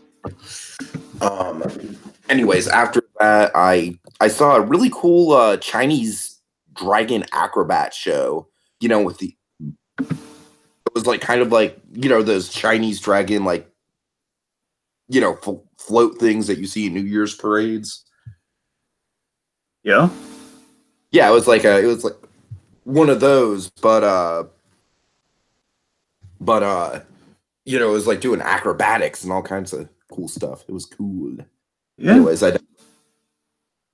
okay, so also when I was walking into Frozen, I encountered two walk around Viking characters, and they were hilarious because they didn't speak English and they were terrified of modern technology. Hilarious. I pulled out my cell phone to take a selfie with one of them. They didn't answer when I asked them to take a quick selfie. They were like, oh, they were just like totally in character, just barbarians, didn't know what the hell was going on. And then I pull out my camera, go to the selfie position, right?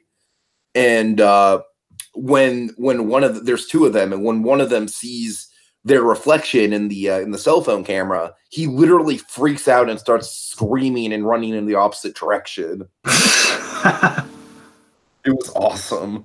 That is awesome. Well, did you get a picture of the league? What? Did you get a shot of him fleeing?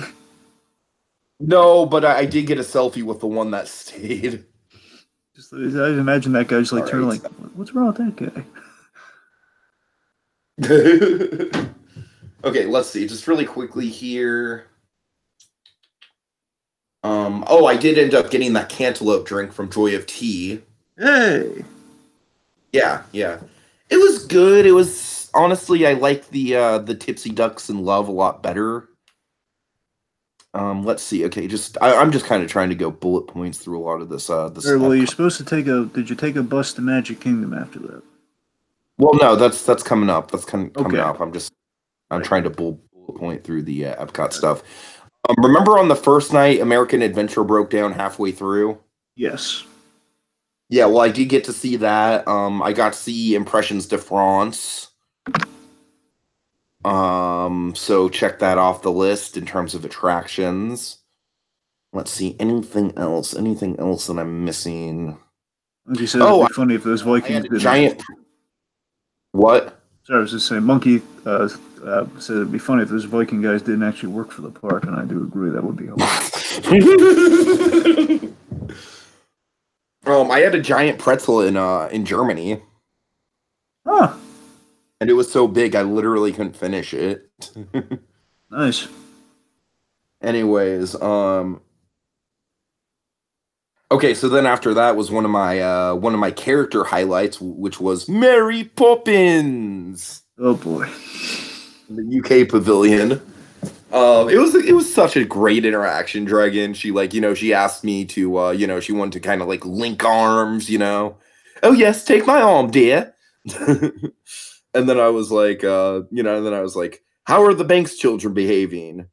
Or are the Banks children behaving themselves? Basically, I kind of wanted to tie into Mary Poppins Returns, but not really. Yeah, I didn't want to throw them a question they couldn't answer, but I kind of wanted to, at least ask them about the Banks children. Like, has anyone ever told you look like Michael?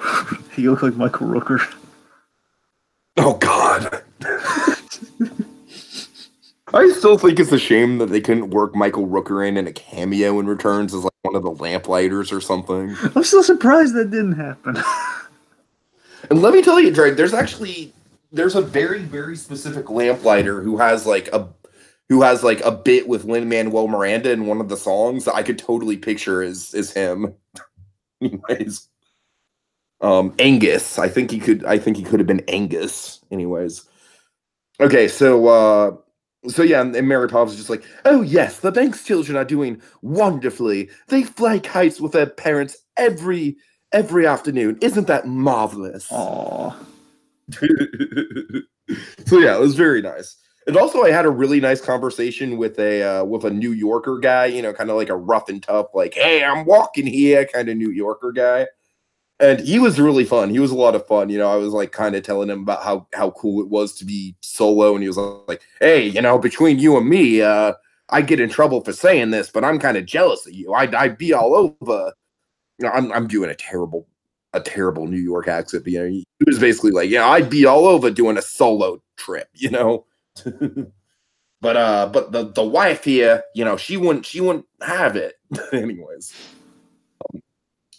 Okay, so then I do really quick. Then I do Living with the Land, which is the greenhouse ride. It's really fun. It's just Living with the Land is, I feel like, the definition of a one and done ride, where it's very educational. It's neat, but you don't really need to do it again. It's only got about 5 minutes worth of dark ride stuff. The rest of it is just kind of floating through greenhouses. Not to say the greenhouse stuff isn't cool. It's just once you see it once, it's not like a dark ride where you go in and you marvel at the animatronics and everything. And then, Dragon, do you remember my struggle to see the anglerfish in Nemo?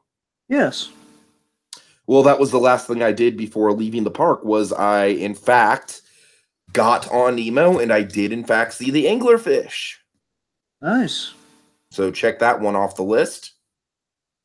All right. You can still hear me, right? Yes, I can. Yes, I can. Okay, my computer is giving me some gruff. Anyways.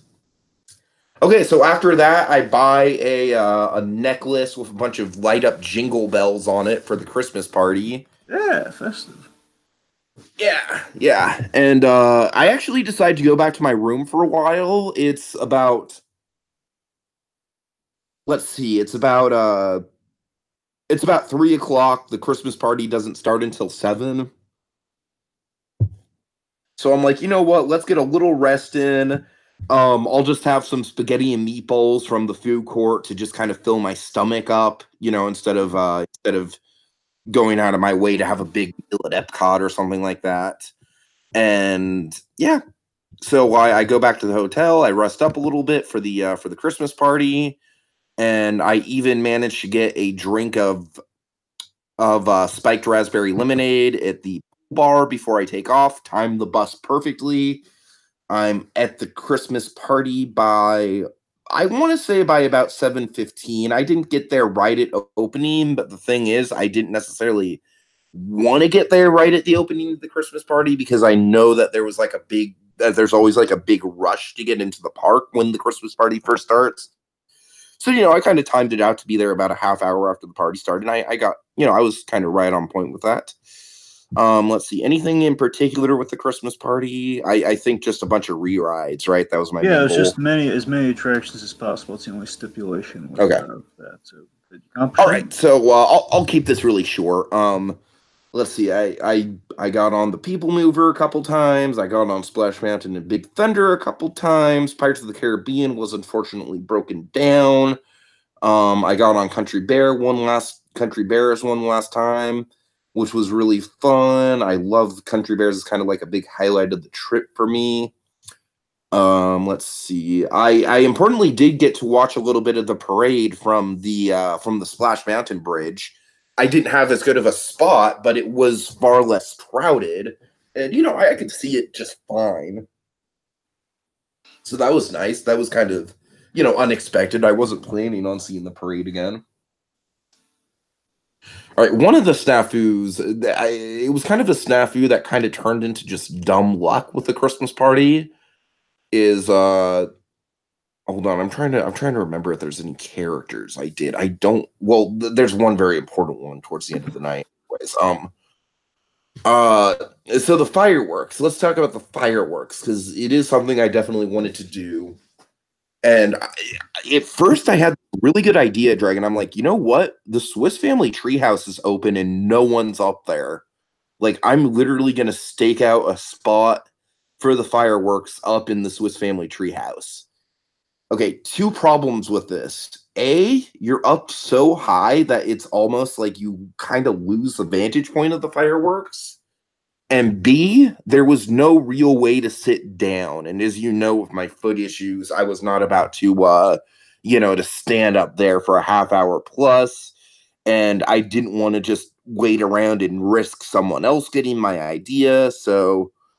Um, Okay, so basically, long story short, I kind of lucked into a spot right at the hub. Like I dumb luck, Dragon, dumb luck. Um, I was honestly for a couple minutes there, I was pretty defeated about the fireworks situation because of my feet. I was like, well, shit, like half of these people have been standing for like 45 minutes to get their spot, and I physically can't stand. But I did lock out into a spot. That was great. And the fireworks were good. I'm not really a big fireworks guy. I like the song selection. I like Jiminy Cricket narrating. That was a good touch. But honestly, I've seen better fireworks. My favorite fireworks show is still probably the 50th anniversary fireworks that Disneyland did. Remember Dreams Come True? That was the one that introduced like all the castle projections and everything. Far less elaborate castle projections than they do on Happily Ever After, but I digress. Anyways, so after that, I marathon Space Mountain like 4 times, which was delightful. And then importantly, I'm heading into Fantasyland to get my cookies, Dragon, because I know that Pinocchio's village house has all 4 of the cookies, right? And I really want to grab them to just sample one of each. And on my way to the village house, who do I see? I see 2 characters that I was not expecting to see. that weren't on my radar at all, that I had no idea were out, and that Michael Eisner had even banned in the 90s. I ran into freaking Tweedledum and Tweedledee. Why did he ban them? Because he thought they looked too much like Down syndrome people. Oh my god. Yeah, it was Wacky Eisner. Wacky Eisner. He thought that it's Tweedledee and Tweedledum. All right, so regardless, Dragon, I mean, this is where the character element of the trip really comes full circle. Oh, also, I forgot to mention this, but I managed to snag a meet and greet with Penelope at Epcot this day as well. Nice. Yeah. But the Tweedledee and Tweedledum, like I had already had a lot of really good character interactions. Scrooge, Launchpad, Mary Poppins, Jack Sparrow, even. But Tweedledee and Tweedledum was like the cherry on top, man. I was, like I said, they were just completely not on my radar. And yeah, I mean, that was a huge highlight for me. And so yeah, I get my cookies. I hit up Many Adventures of Winnie the Pooh, so chalk that off on the attractions. Honestly, just to do it. I think the version at Disneyland is a lot better. I know Monkey has different opinions on this. We kind of go back and forth on it. I think Disneyland just has better set pieces. The story's organized better, and it's got way better ride vehicles. The one at Disney World is good, but it's kind of quaint. Anyways, my plan was right at midnight, which was park closing, to get in line for Seven Dwarfs, which I did. And here's the thing, Dragon. It already had like a 30-minute wait. So I was in line for Seven Dwarfs until 12:30. So I didn't end up leaving the park until close to 1. I got back to my room. I didn't get back to my room until about 1:30. So this was definitely the latest that I stayed out of all 6 of the nights. All right. That was day 5. That brings us to big day 6. Oh boy. Okay. It starts out and it ends okay, but yeah. Anyways. Well, day 6, and again, we'll see if this tracks at all, given what happened with day 5. Day 6, your plan was to take a 6:30 bus, and you were flirting with the idea of breakfast. Well, no, I had a breakfast. I had an early Toy Story Land thing, which included breakfast. Ah, okay, breakfast. Okay. Yeah. All right, so you take the 6:30 bus, right? Yeah, actually, when I get to the bus stop, there's like no times posted for anything, and I need to be at Hollywood Studios by 7, so Uber it is. Uber away. Okay. Importantly, though, this I wish I would have kind of realized how Uber worked in Disney World sooner, because now I'm like completely comfortable with the idea of Ubering at Disney World.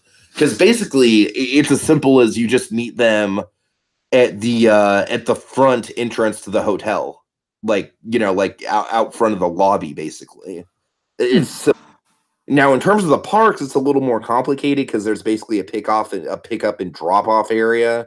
But I digress. I'll get into that a little bit more because I did Uber from park to park today too. All right. Okay, so anyways, so yeah, I Uber. I get to Hollywood Studios about 6:45. On my way into the park, I had a really pleasant experience with a family who asked me to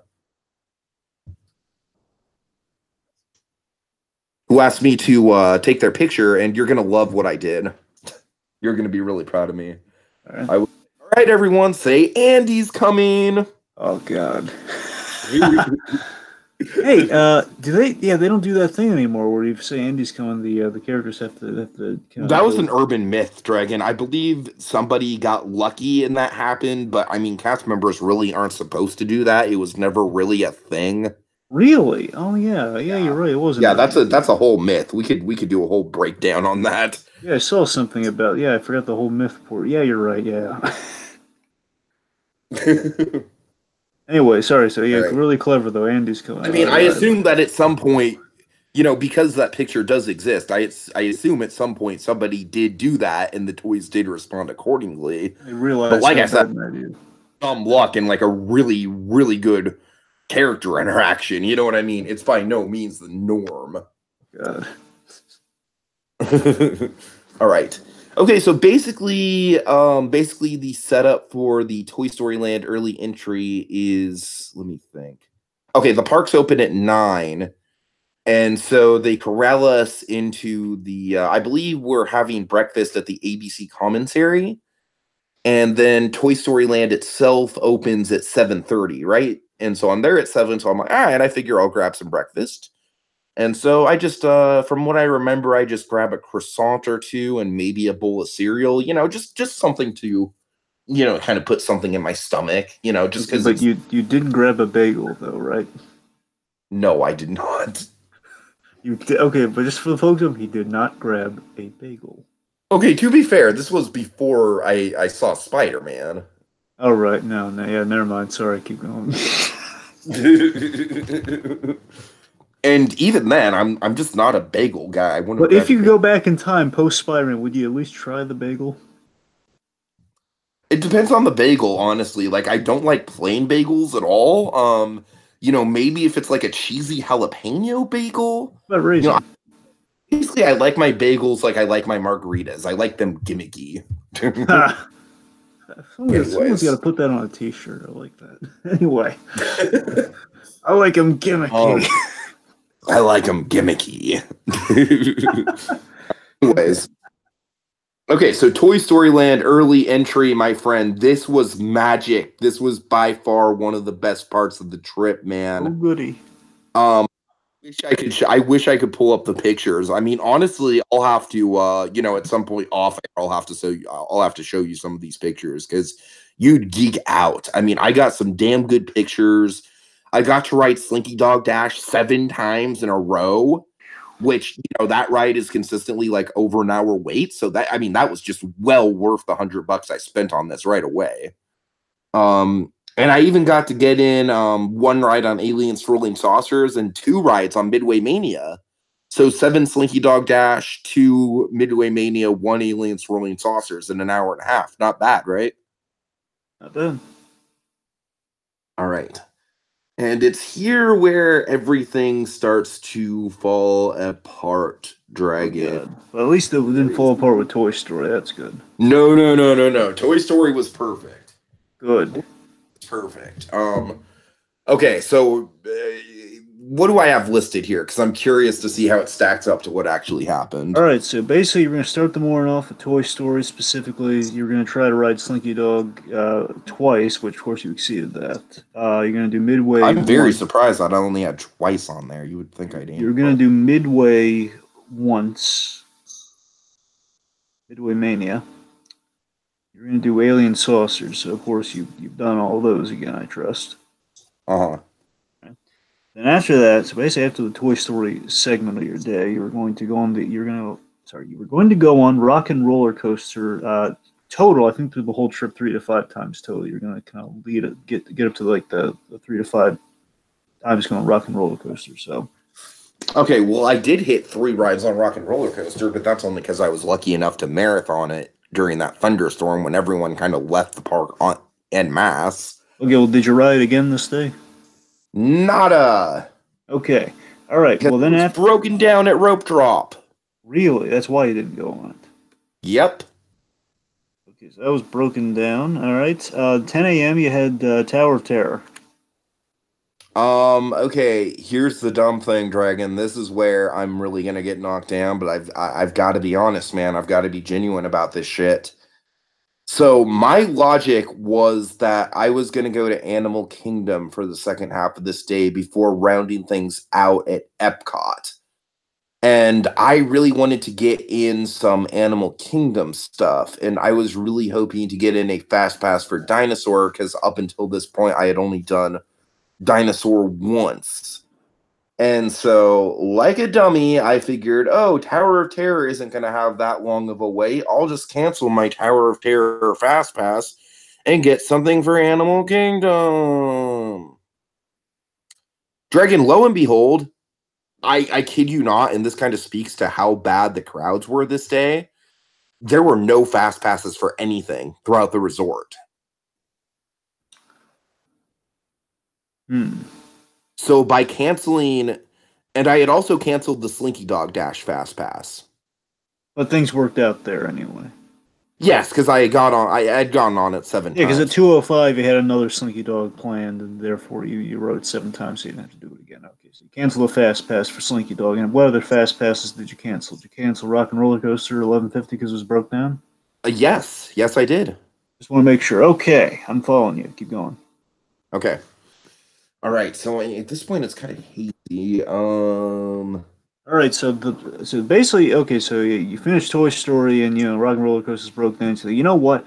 You had come up with this darn kid fool plan, if you will. So I'm going to go to Animal Kingdom, and I'm going to cancel my Fast Passes, so I can get more Fast Passes. And you realize Fast Passes are all booked up in Animal Kingdom. Therefore, I'm kind of out on some stuff. Is that right? I Am mean, I not anywhere? only were they booked up in Animal Kingdom, they were, for the most part, booked up in Epcot. I didn't really check Magic Kingdom because I was kind of done with Magic Kingdom at this point. But yeah, they were booked out pretty much resort wide. All right, so this deviation is costing you, I take it. Oh yeah, big time. Okay, so I did manage to snag a couple fast passes that were on surface level, not nothing, I guess. I snagged a fast pass for the Frozen sing along, and then a fast pass for Star Tours. Nice, nice. Yeah. Frozen sing along was honestly not something I was intending to do at all, and that was actually kind of a nice surprise. Um, okay, so let me think. Well, you Okay, had and Muppet Vision also. I think it was the last thing you had in Hollywood yes, Studios. yes, yes. So you Okay, did. so I believe I went to Muppet Vision, after I got into Sunset Boulevard, and I was like, oh shit, Rock and Roller Coaster's broken down, and Tower of Terror is like 45 minutes, like 10 minutes into park opening. Damn. So I then kind of backtracked towards Muppet Vision. Dragon, as I'm backtracking towards Muppet Vision, I see this adorable stand where they're selling Muppet Baby plushes. And that piques my eye. We'll get back to that. All right, so I go into Okay. Muppet Vision. We'll go Yeah. into Muppet Vision. Great time. Muppet Vision. Not a ton to say about that. Oh, I know Muppet Vision. Yes.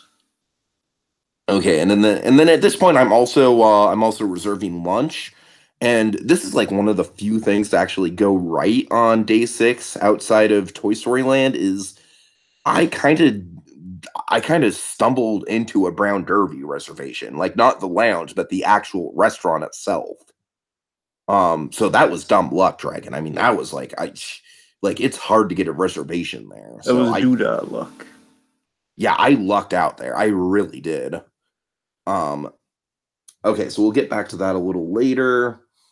Anyways, I'm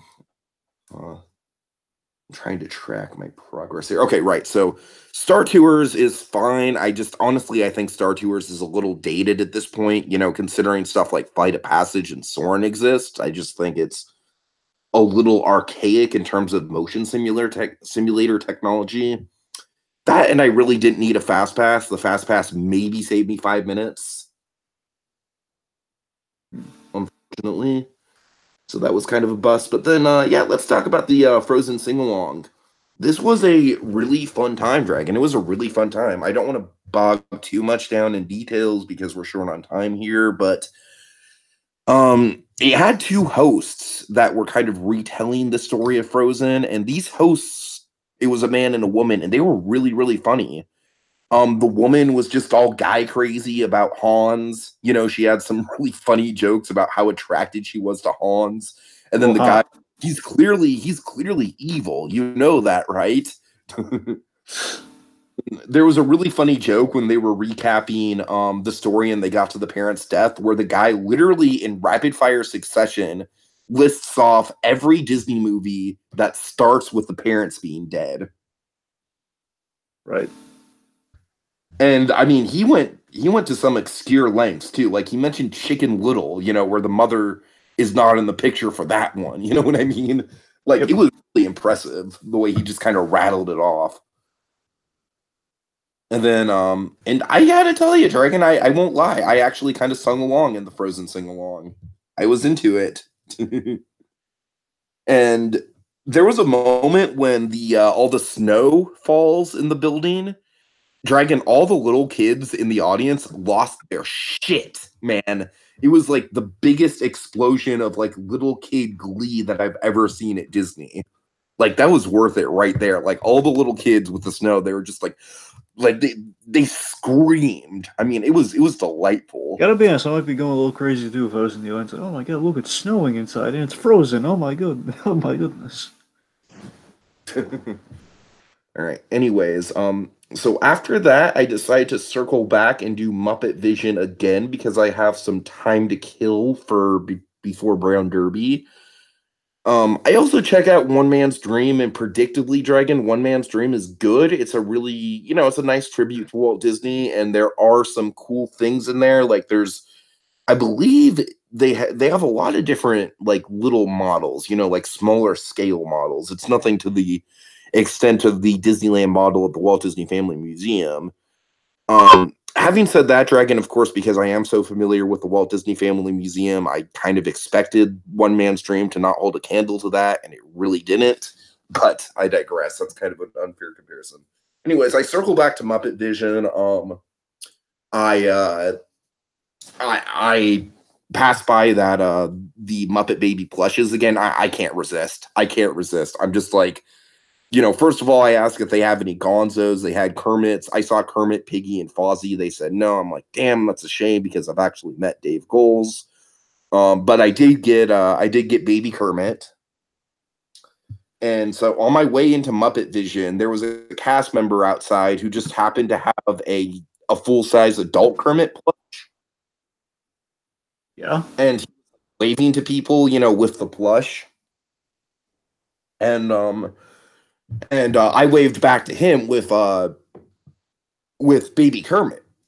I moved Baby Kermit's arm to wave to him, and then the cast member was like, "Oh wait, wow, it's a little baby me. How'd that happen?" Oh my goodness.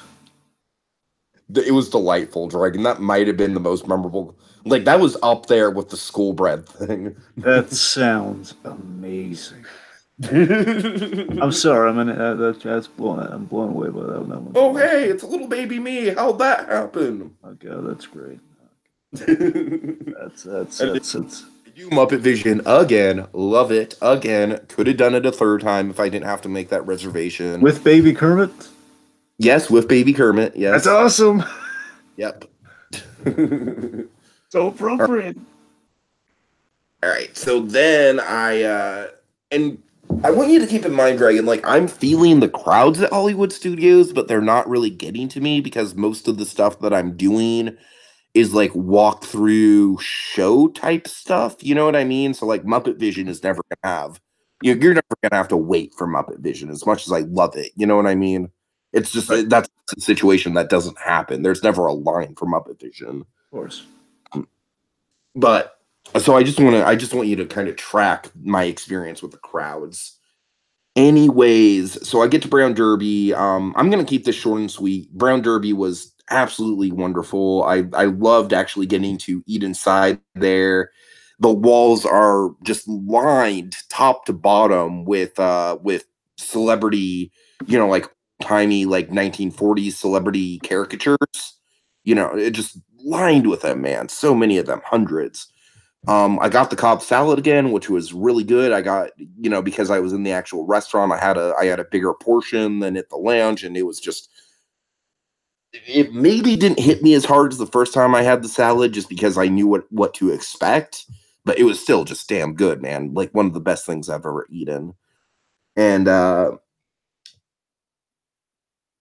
trying to think if there's anything else I did at Hollywood Studios. I don't think so. I think that was it for studios. Okay. All right. So here's where I run into by far the least convenient bus situation of the whole trip. I want to take the bus over to Animal Kingdom, and I end up waiting, I want to say at least 30 minutes. It might have been closer to 45 minutes for the bus to come. I mean, it was just, I felt like I was at that bus stop forever. And keep in mind, Dragon, the Hollywood Studios bus stops, it's a construction zone. So there's literally nothing to look at. There's no shade. There's nothing to look at. It's just you're staring at cement. Like, that was awful. That was one of the worst moments of the trip. So I do eventually make it to Animal Kingdom. I'm sorry, do you have anything on the schedule here? Well, you go to Epcot, and there's a number of things you're gonna do in Epcot. But again, you're kind of throwing this Animal Kingdom thing at me. So you're trying to do Animal Kingdom in between the two here. Am I correct? Yes, yes. Well, rock me with the Animal Kingdom. Okay, so when I first walk into Animal Kingdom, I get lulled into a false sense of security because you know how Animal Kingdom has that opening area where it's like before you hit the Tree of Life where there's just all those waterfalls and it's very serene and everything. Yeah. Yeah, there was hardly anyone in that area, right? So I was like, "Oh, this is going to be great. It's going to be far less crowded than Hollywood Studios was." Fucking nope. Just nope. I mean, these were the worst crowds that I experienced the whole trip by far, Dragon. As soon as I hit the Tree of Life, it was just bad. It was bad. It was practically wall to wall, park wide. I mean, it was awful. So I'm like, okay, well, let's see. I guess dinosaurs out of the question. Dinosaur is broken down anyways, so that was out of the question regardless. I really wanted to do Kilimanjaro Safaris, or not. I'm sorry, not Kilimanjaro Safaris. Kali River Rapids, because I had not gotten around to that the throughout the trip so far. But unfortunately, that was broken down when I got to it. And I had a fast pass for that as well, Dragon. That was the one thing I actually managed to snag a fast pass for Animal Kingdom. So that was a waste. So I ended up going to Expedition Everest. I marathoned that a couple times using the single rider line. Thank God for that single rider line, by the way. That thing's a godsend. One kind of neat thing about Everest Dragon, when I was up there, you know that portion with the where you see that the track's out and then you start going backwards? Yeah. Well, there's actually an animatronic bird that kind of that's on like this crane thing that kind of swoops around from the side of the mountain, and that bird hardly ever works. Like, it hardly ever works. Like, I've seen a bunch of POVs of Everest and I've never seen that bird. So literally when I first saw it on my first ride, I was like, wait a minute, is that an animatronic or is that an actual bird? And so I went back around and I was like, yep, that's an animatronic. Damn. Like, I literally didn't know there was an animatronic up there. So that was cool. That was cool. That was like one of the few saving graces. Um, okay, here's where things start to fall apart though, Dragon. Here's where things start to fall apart. All right. So on the app, it says that Kali River Rapids is back open. So I make a beeline over there. And lo and behold, wouldn't you know it, like 5 minutes after it reopens, it closes again. And at this point, Dragon, I'm not gonna lie, this was a breaking point for me. I don't know what it was. I was having an okay day so far. Hollywood Studios, by and large, there wasn't much to complain about with Hollywood Studios outside of the disappointment of Rock and Roller Coaster being broken down and me kind of burning those fast passes. There wasn't really a lot to complain about with Hollywood Studios. But Animal Kingdom was a clusterfuck, man. I mean, so I ended up, I grabbed a drink from the bar. I don't, for the life of me, I can't remember the drink I had, but I digress. And there was this moment where I was in this huge crowd, man, this giant bottleneck of people, and it was just shoulder to shoulder. And I was like, okay, this is what Disney World at peak capacity feels like. This fucking sucks. I didn't know what to do. At this point, it was kind of getting towards the evening. The sun was going down.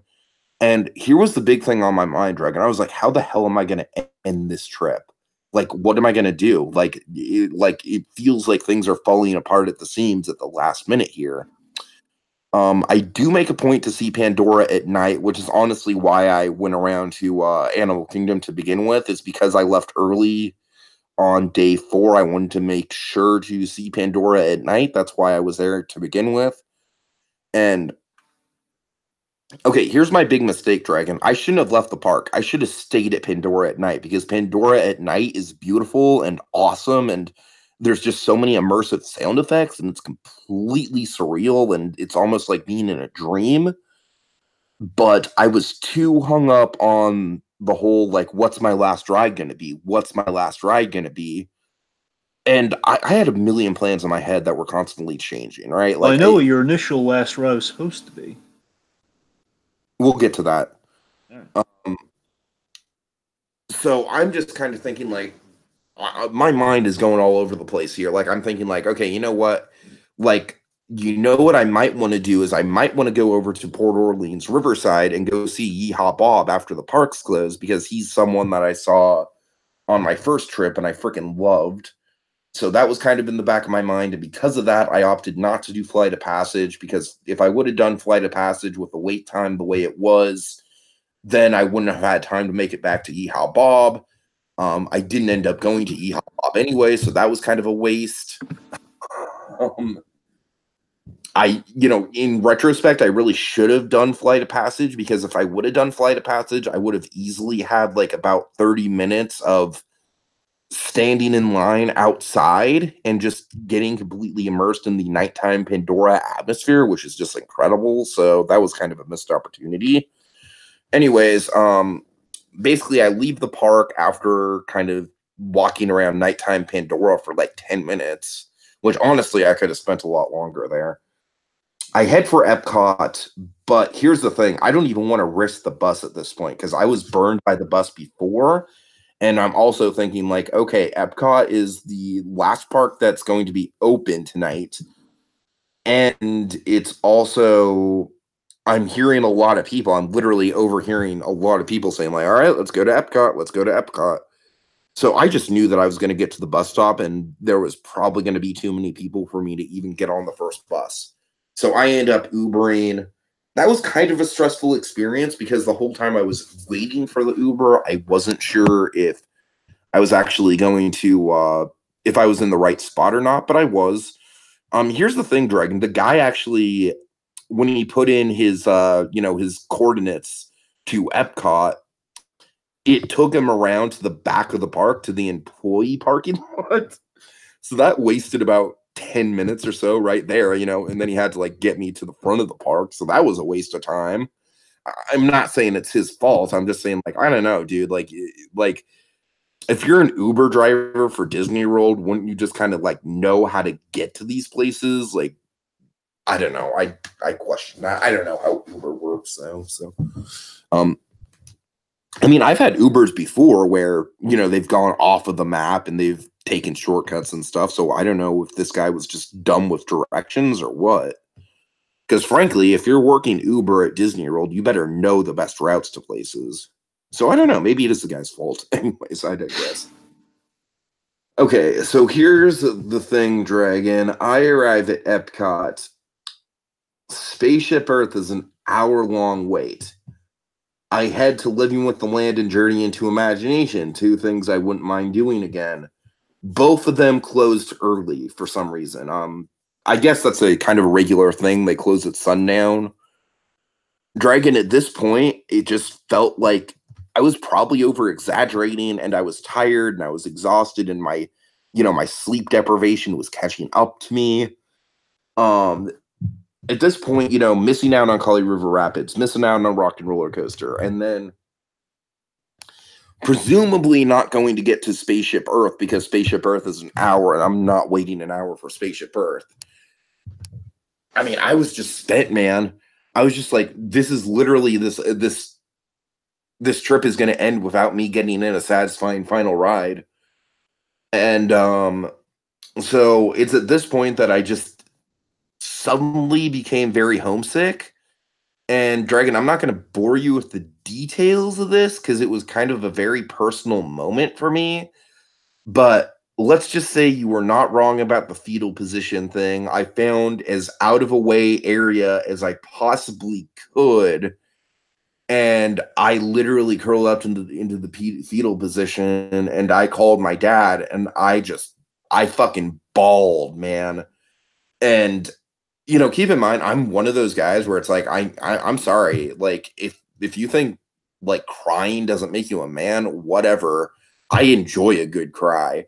If stuff has been really, really eating at me and I'm just like physically spent, a good cry will actually be very, very therapeutic. And I'm not gonna lie, Dragon, it was because basically what had happened at this moment was just I was just exhausted. I was spent. My feet were beyond sore at this point. I was homesick. Basically a lot of the stuff through the second half of this day wasn't going right.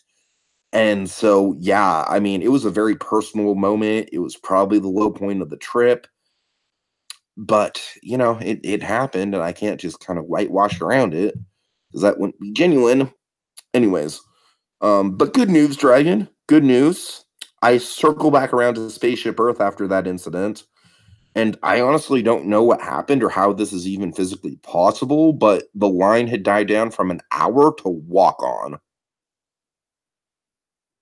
Huh. So at that point, I didn't want to risk it. I was like, okay, you know what? Fuck it. I wish I didn't just have that crying spell because that's kind of gonna cast a shadow over this whole thing and over this, diversion to Epcot in general. But fuck it. Let's just do Spaceship Earth. I'll end the night early. I'll go over to the boardwalk. I'll have some dinner and I'll call it a trip. All right, so Spaceship Earth does end up being my last ride. So, at the very least, it was kind of a clusterfuck to get there, but at the very least, I ended it the way I planned. And I decided not to go see Yeehaw Bob, even though that was kind of in the back of my mind, just because his show didn't start until 10:30.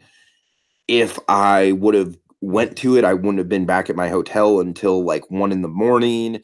And I had to wake up at like 5 the next morning to catch an early plane ride, Dragon. So I was, I was already exhausted.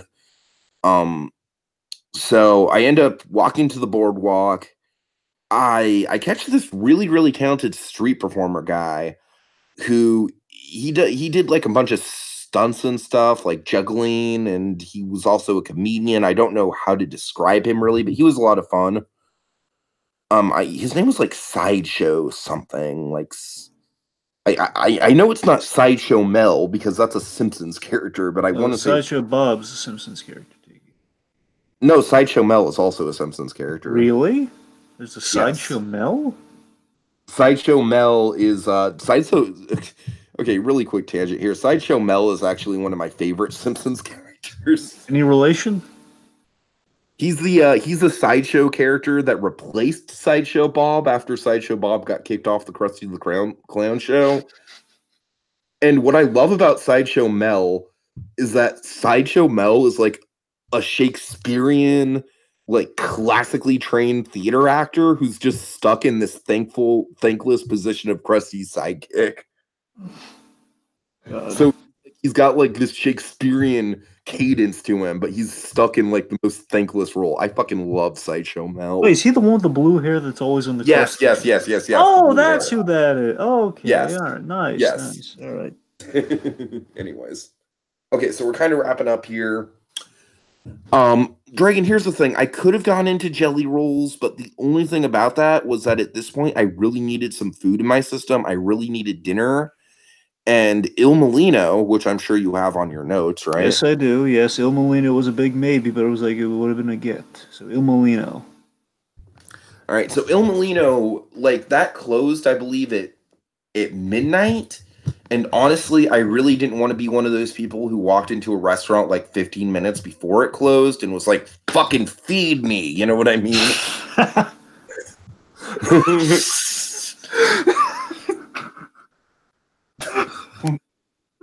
So I opted out. All right. So I opted out of jelly rolls. I ended up going to Il Molino. Sorry, continue. I hate to say this, Dragon, but Il Molino, it was a little bit overhyped for me. I'm not going to say it was a bad meal by any means. I enjoyed it, but it was a little bit overhyped. it was certainly not the best Italian food I've ever had. I'll say that much. Easily not the best Italian food I've ever had, which is what it was kind of hyped up to be. So yeah, it was kind of like a mixed bag where it's like I achieved my goal. I ate it where I wanted to eat, but it wasn't exactly like the knockout dining experience I wanted it to be. I mean, it was good and it filled me up and it was, I had some good service. Although, if I'm being completely honest here, again, I hate to even bring this up, but the guy that served me, he was nice, but he almost felt a little bit too friendly, that kind of like maybe trying a little bit too hard for a tip kind of friendly. You know what I mean? Do you ever get that vibe from waiters? Well, I mean, I know you're talking that. I've personally never had that experience. Well, then again, I have a kind of a regular weights. Well, that does matter. Anyway. Yeah, like he was nice, but I almost felt like he was almost being a little too chummy with me. I don't know, but that very well could just be my own personal insecurity. I don't know. And again, I just had an emotional meltdown, so you know.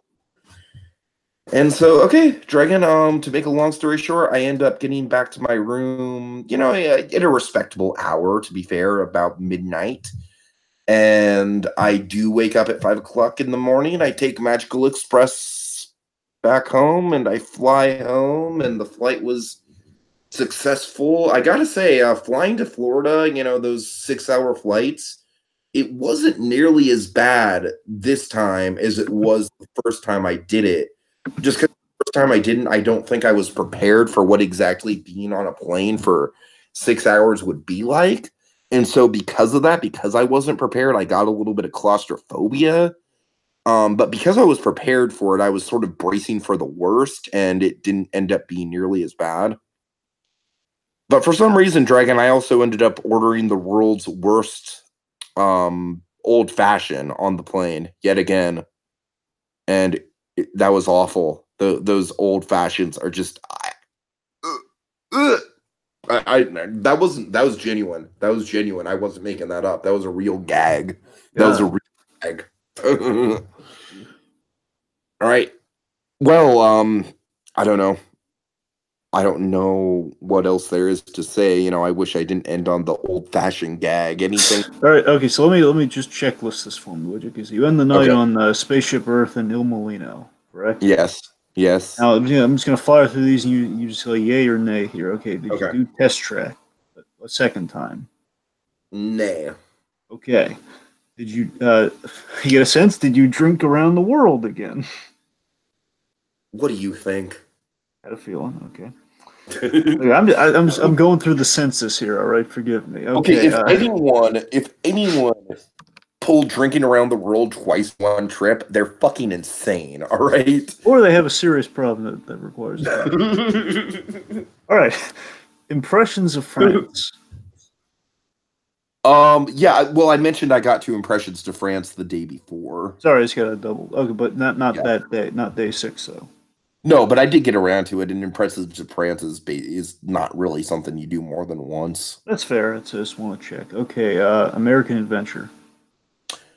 Again, I got on that. Sure. Cool. Again, just checking the boxes, and that's the last box, so we're all good. Okay. Okay. All right, Dragon, I hope that last day entertained you, but I'm very worried about how that's going to affect my final score. Again, I remind you, about 5.5 of the 6 days, even though there were speed bumps along the way, went really well for the most part. Half of the day, yeah, sure, half of the day was a train wreck, but all right, well, took some doing, but I think I got it here. Okay, let's just go through. Let's go through them and just add which points will add them all up at the end here. Okay, so travel. I did have to split the difference. I didn't do 0.5. I didn't do 0.5s in any of this. Okay. So I just kind of kept it simple. So I kind of rounded up, so to speak. So rounded up or rounded down accordingly. Okay. So travel. I with that old fashioned thing. I was a part of me with the old fashioned and the entertainment weekly. I was thinking about going down half a point, but then I was like, nah, let's round up. Basically, travel is a gimme. Because here's the thing: travel all the way. Those are my entertainment weeklies. What? I said it wasn't my fault they didn't have any entertainment weeklies. Likely story, Mr. Tradition. Likely story. Anyway, no. All seriousness, no. The main thing I was actually the real thing with travel was actually legitimately rounding up to almost taking a point away, which I didn't do. The travel overall, like yeah. Here's the thing, Tiki. I split the difference on travel in your favor because in on the whole, you were remarkably on time for all the days. Yeah. I mean, that was something that I was really surprised by.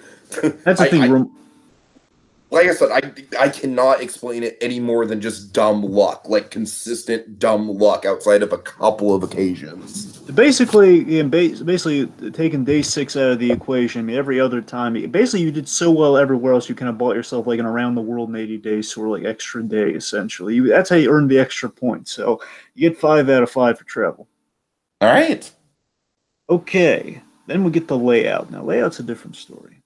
Yeah. So look, layout. I'm going to keep this in perspective. It's layout by its inception is not. It's going to be rare if you're going to get 5 out of 5 on layout. But I mean, 5 out of 5 is still. Also, I want to point out. I pointed this out last time, but there's a bit of a push and pull between layout and adaptability because, like, by its very nature, in order to be adaptable to stuff on the layout has to go wrong.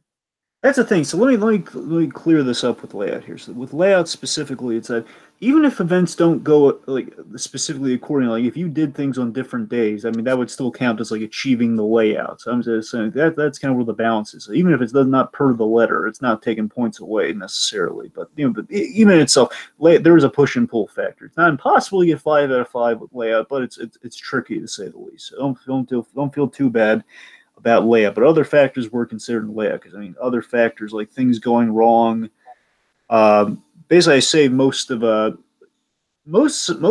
a few of your speed bumps kind of go in a different category, but layout on the whole again it's kind of all encompassing with like breakdowns that weren't made up with later on that kind of comes into play. Elements like well, I mean, again, like things. Basically, the animal kingdom of it all on day 6 really hurt you on layout. All right, that's the one that kind of hurt because you force something in that wasn't part of the original plan. You worked it in there, and it's not the fact that you just worked it in there. Again, that could be like an adaptability sort of thing. But the problem is that really threw you off big time, and that really hurt your stuff on Epcot when you got back. So because of that, just that and for other reasons, again because we're a little short on time, I'm just going to summarize it here. 3 out of 5. Okay, that's fair. I thought it'd be a 2 out of 5. I mean, I was leaning on 2. I just kind of wanted to be a little. I was leaning on 2, Tiki, with that Animal Kingdom stuff, but I kind of rounded up to 3 for Okay.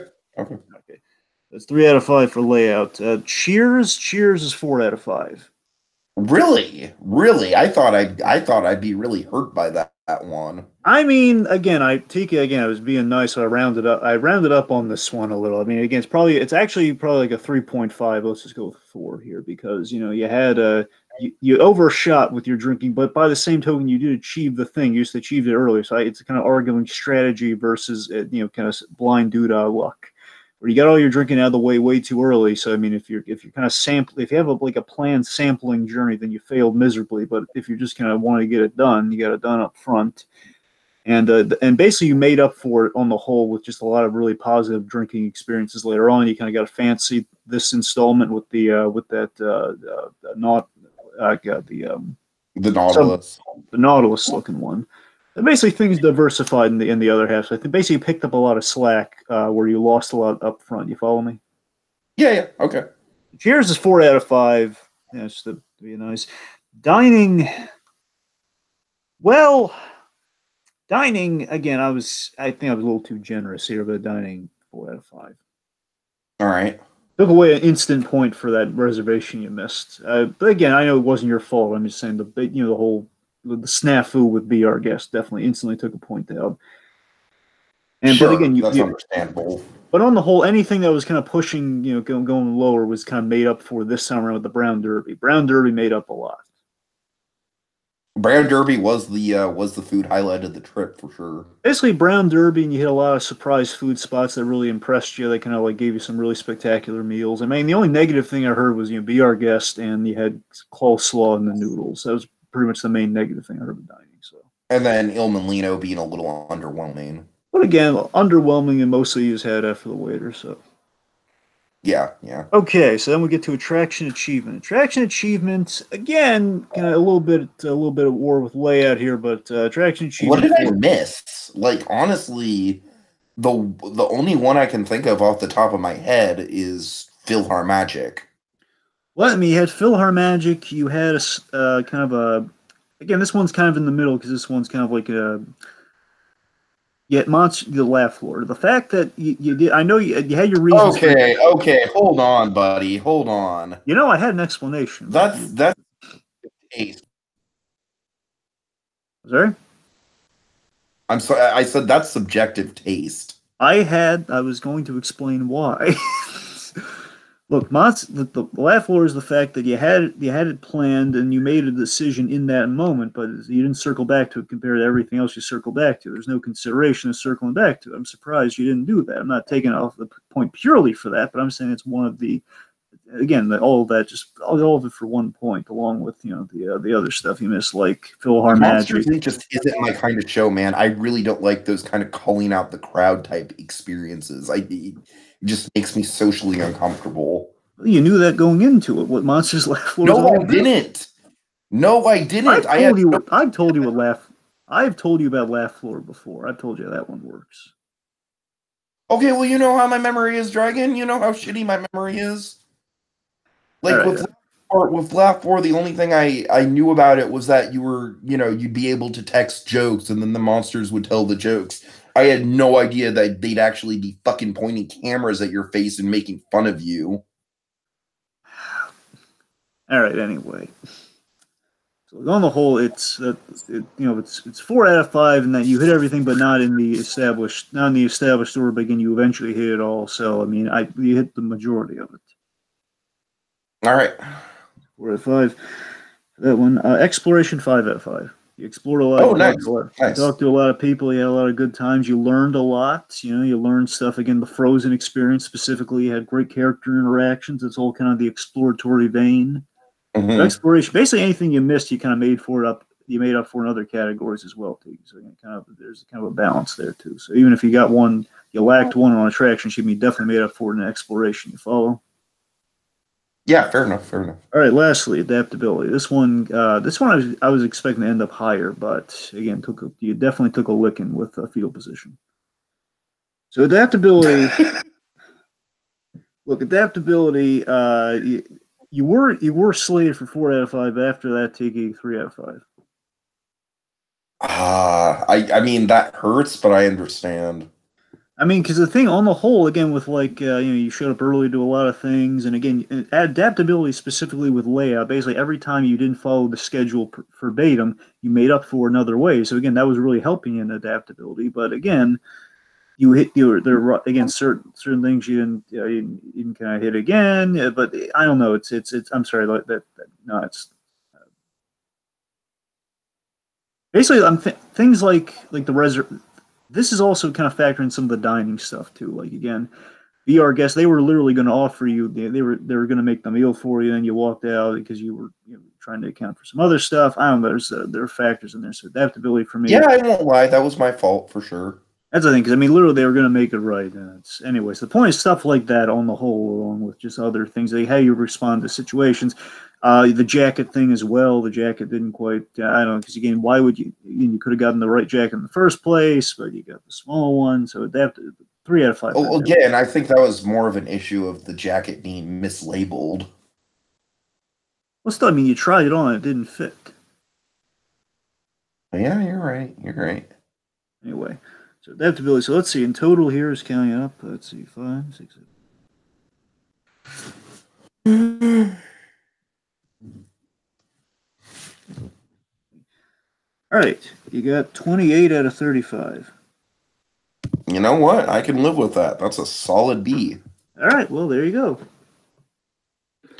Okay. Well, that is all done and over with. Any final thoughts, Dragon?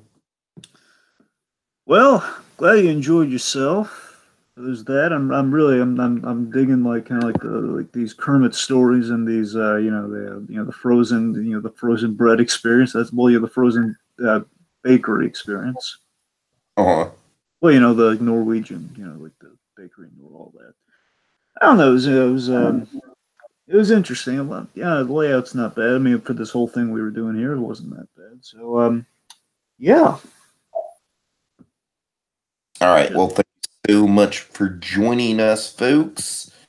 Dragon, my next trip is going to be to Knott's Berry Farm, and I'm honestly not sure if we want to do a trip report on that or not, because honestly, by the end of that, it's going to be like, and then I did hang time for the 20th time. I kid you not. That's literally what it's going to be like. You know what? I'm sorry, real quick. Just let me infuse this in there because I feel like I did the service in the final thoughts there. Like, you know what? Okay. I do envy this boy here, folks. This boy came back, and man, I do envy this man because he did something gutsy that I would never have the guts to do. He diversified. He went to all sorts of parks, park hopping left and right there. It takes guts, and again, he took some risk, and maybe he didn't pan out on the very last day. Maybe he got inside his own head a little bit. You know what? Fair enough. But again, he had some spectacular experiences. He was personable. He was. I would, if I were to advise anything, I'd say less sauce. I advise the kid against less sauce and less cream puffs. But it's just me. But again, on the whole, I think he did pretty well for himself, all considering. And all considering that again, he got schlockered on day one, and he tried to squeeze in, and the boy tried to see he was like Icarus flying too close to the sun. On that last day, he tried like, you know what? I got 2 parks slated. I'm gonna work on. Yeah, on the last day, like I was literally making plans that were like falling in on themselves. It was like a domino effect, like a collapsing star, folks.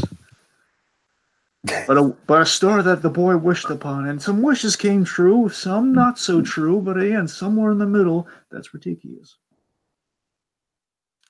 All right. Okay, well, yeah, that's about it. Thank you for joining us, folks. And Dragon, do you have any trips coming up besides Comic-Con this year? Well, none that are concrete, to say the least. It's always like, if I always try to go to Atlantic City, but the last 2 years have been kind of unsuccessful on that one. I used to go annually to it. Atlantic City. What's in Atlantic City? Out of curiosity. Well, casinos, boardwalk. I didn't know you were a casino guy. Well, go to casinos, but more they have arcade. Oh god, I love the arcade down there at Lanks. There's a great arcade. Okay. Anyway, I try to, but it's been a little unsuccessful in the last 2 years. Go to the local casino instead of the kind of the big kind of the mecca of casinos. Really, I swear to God, Dragon, I would not take you as a casino guy. This is a new side of you I'm learning about. Anyway. All right, so thank you so much for joining us, everyone, and see you on the flip side. Oh, Ray, it's little baby me. How'd that happen?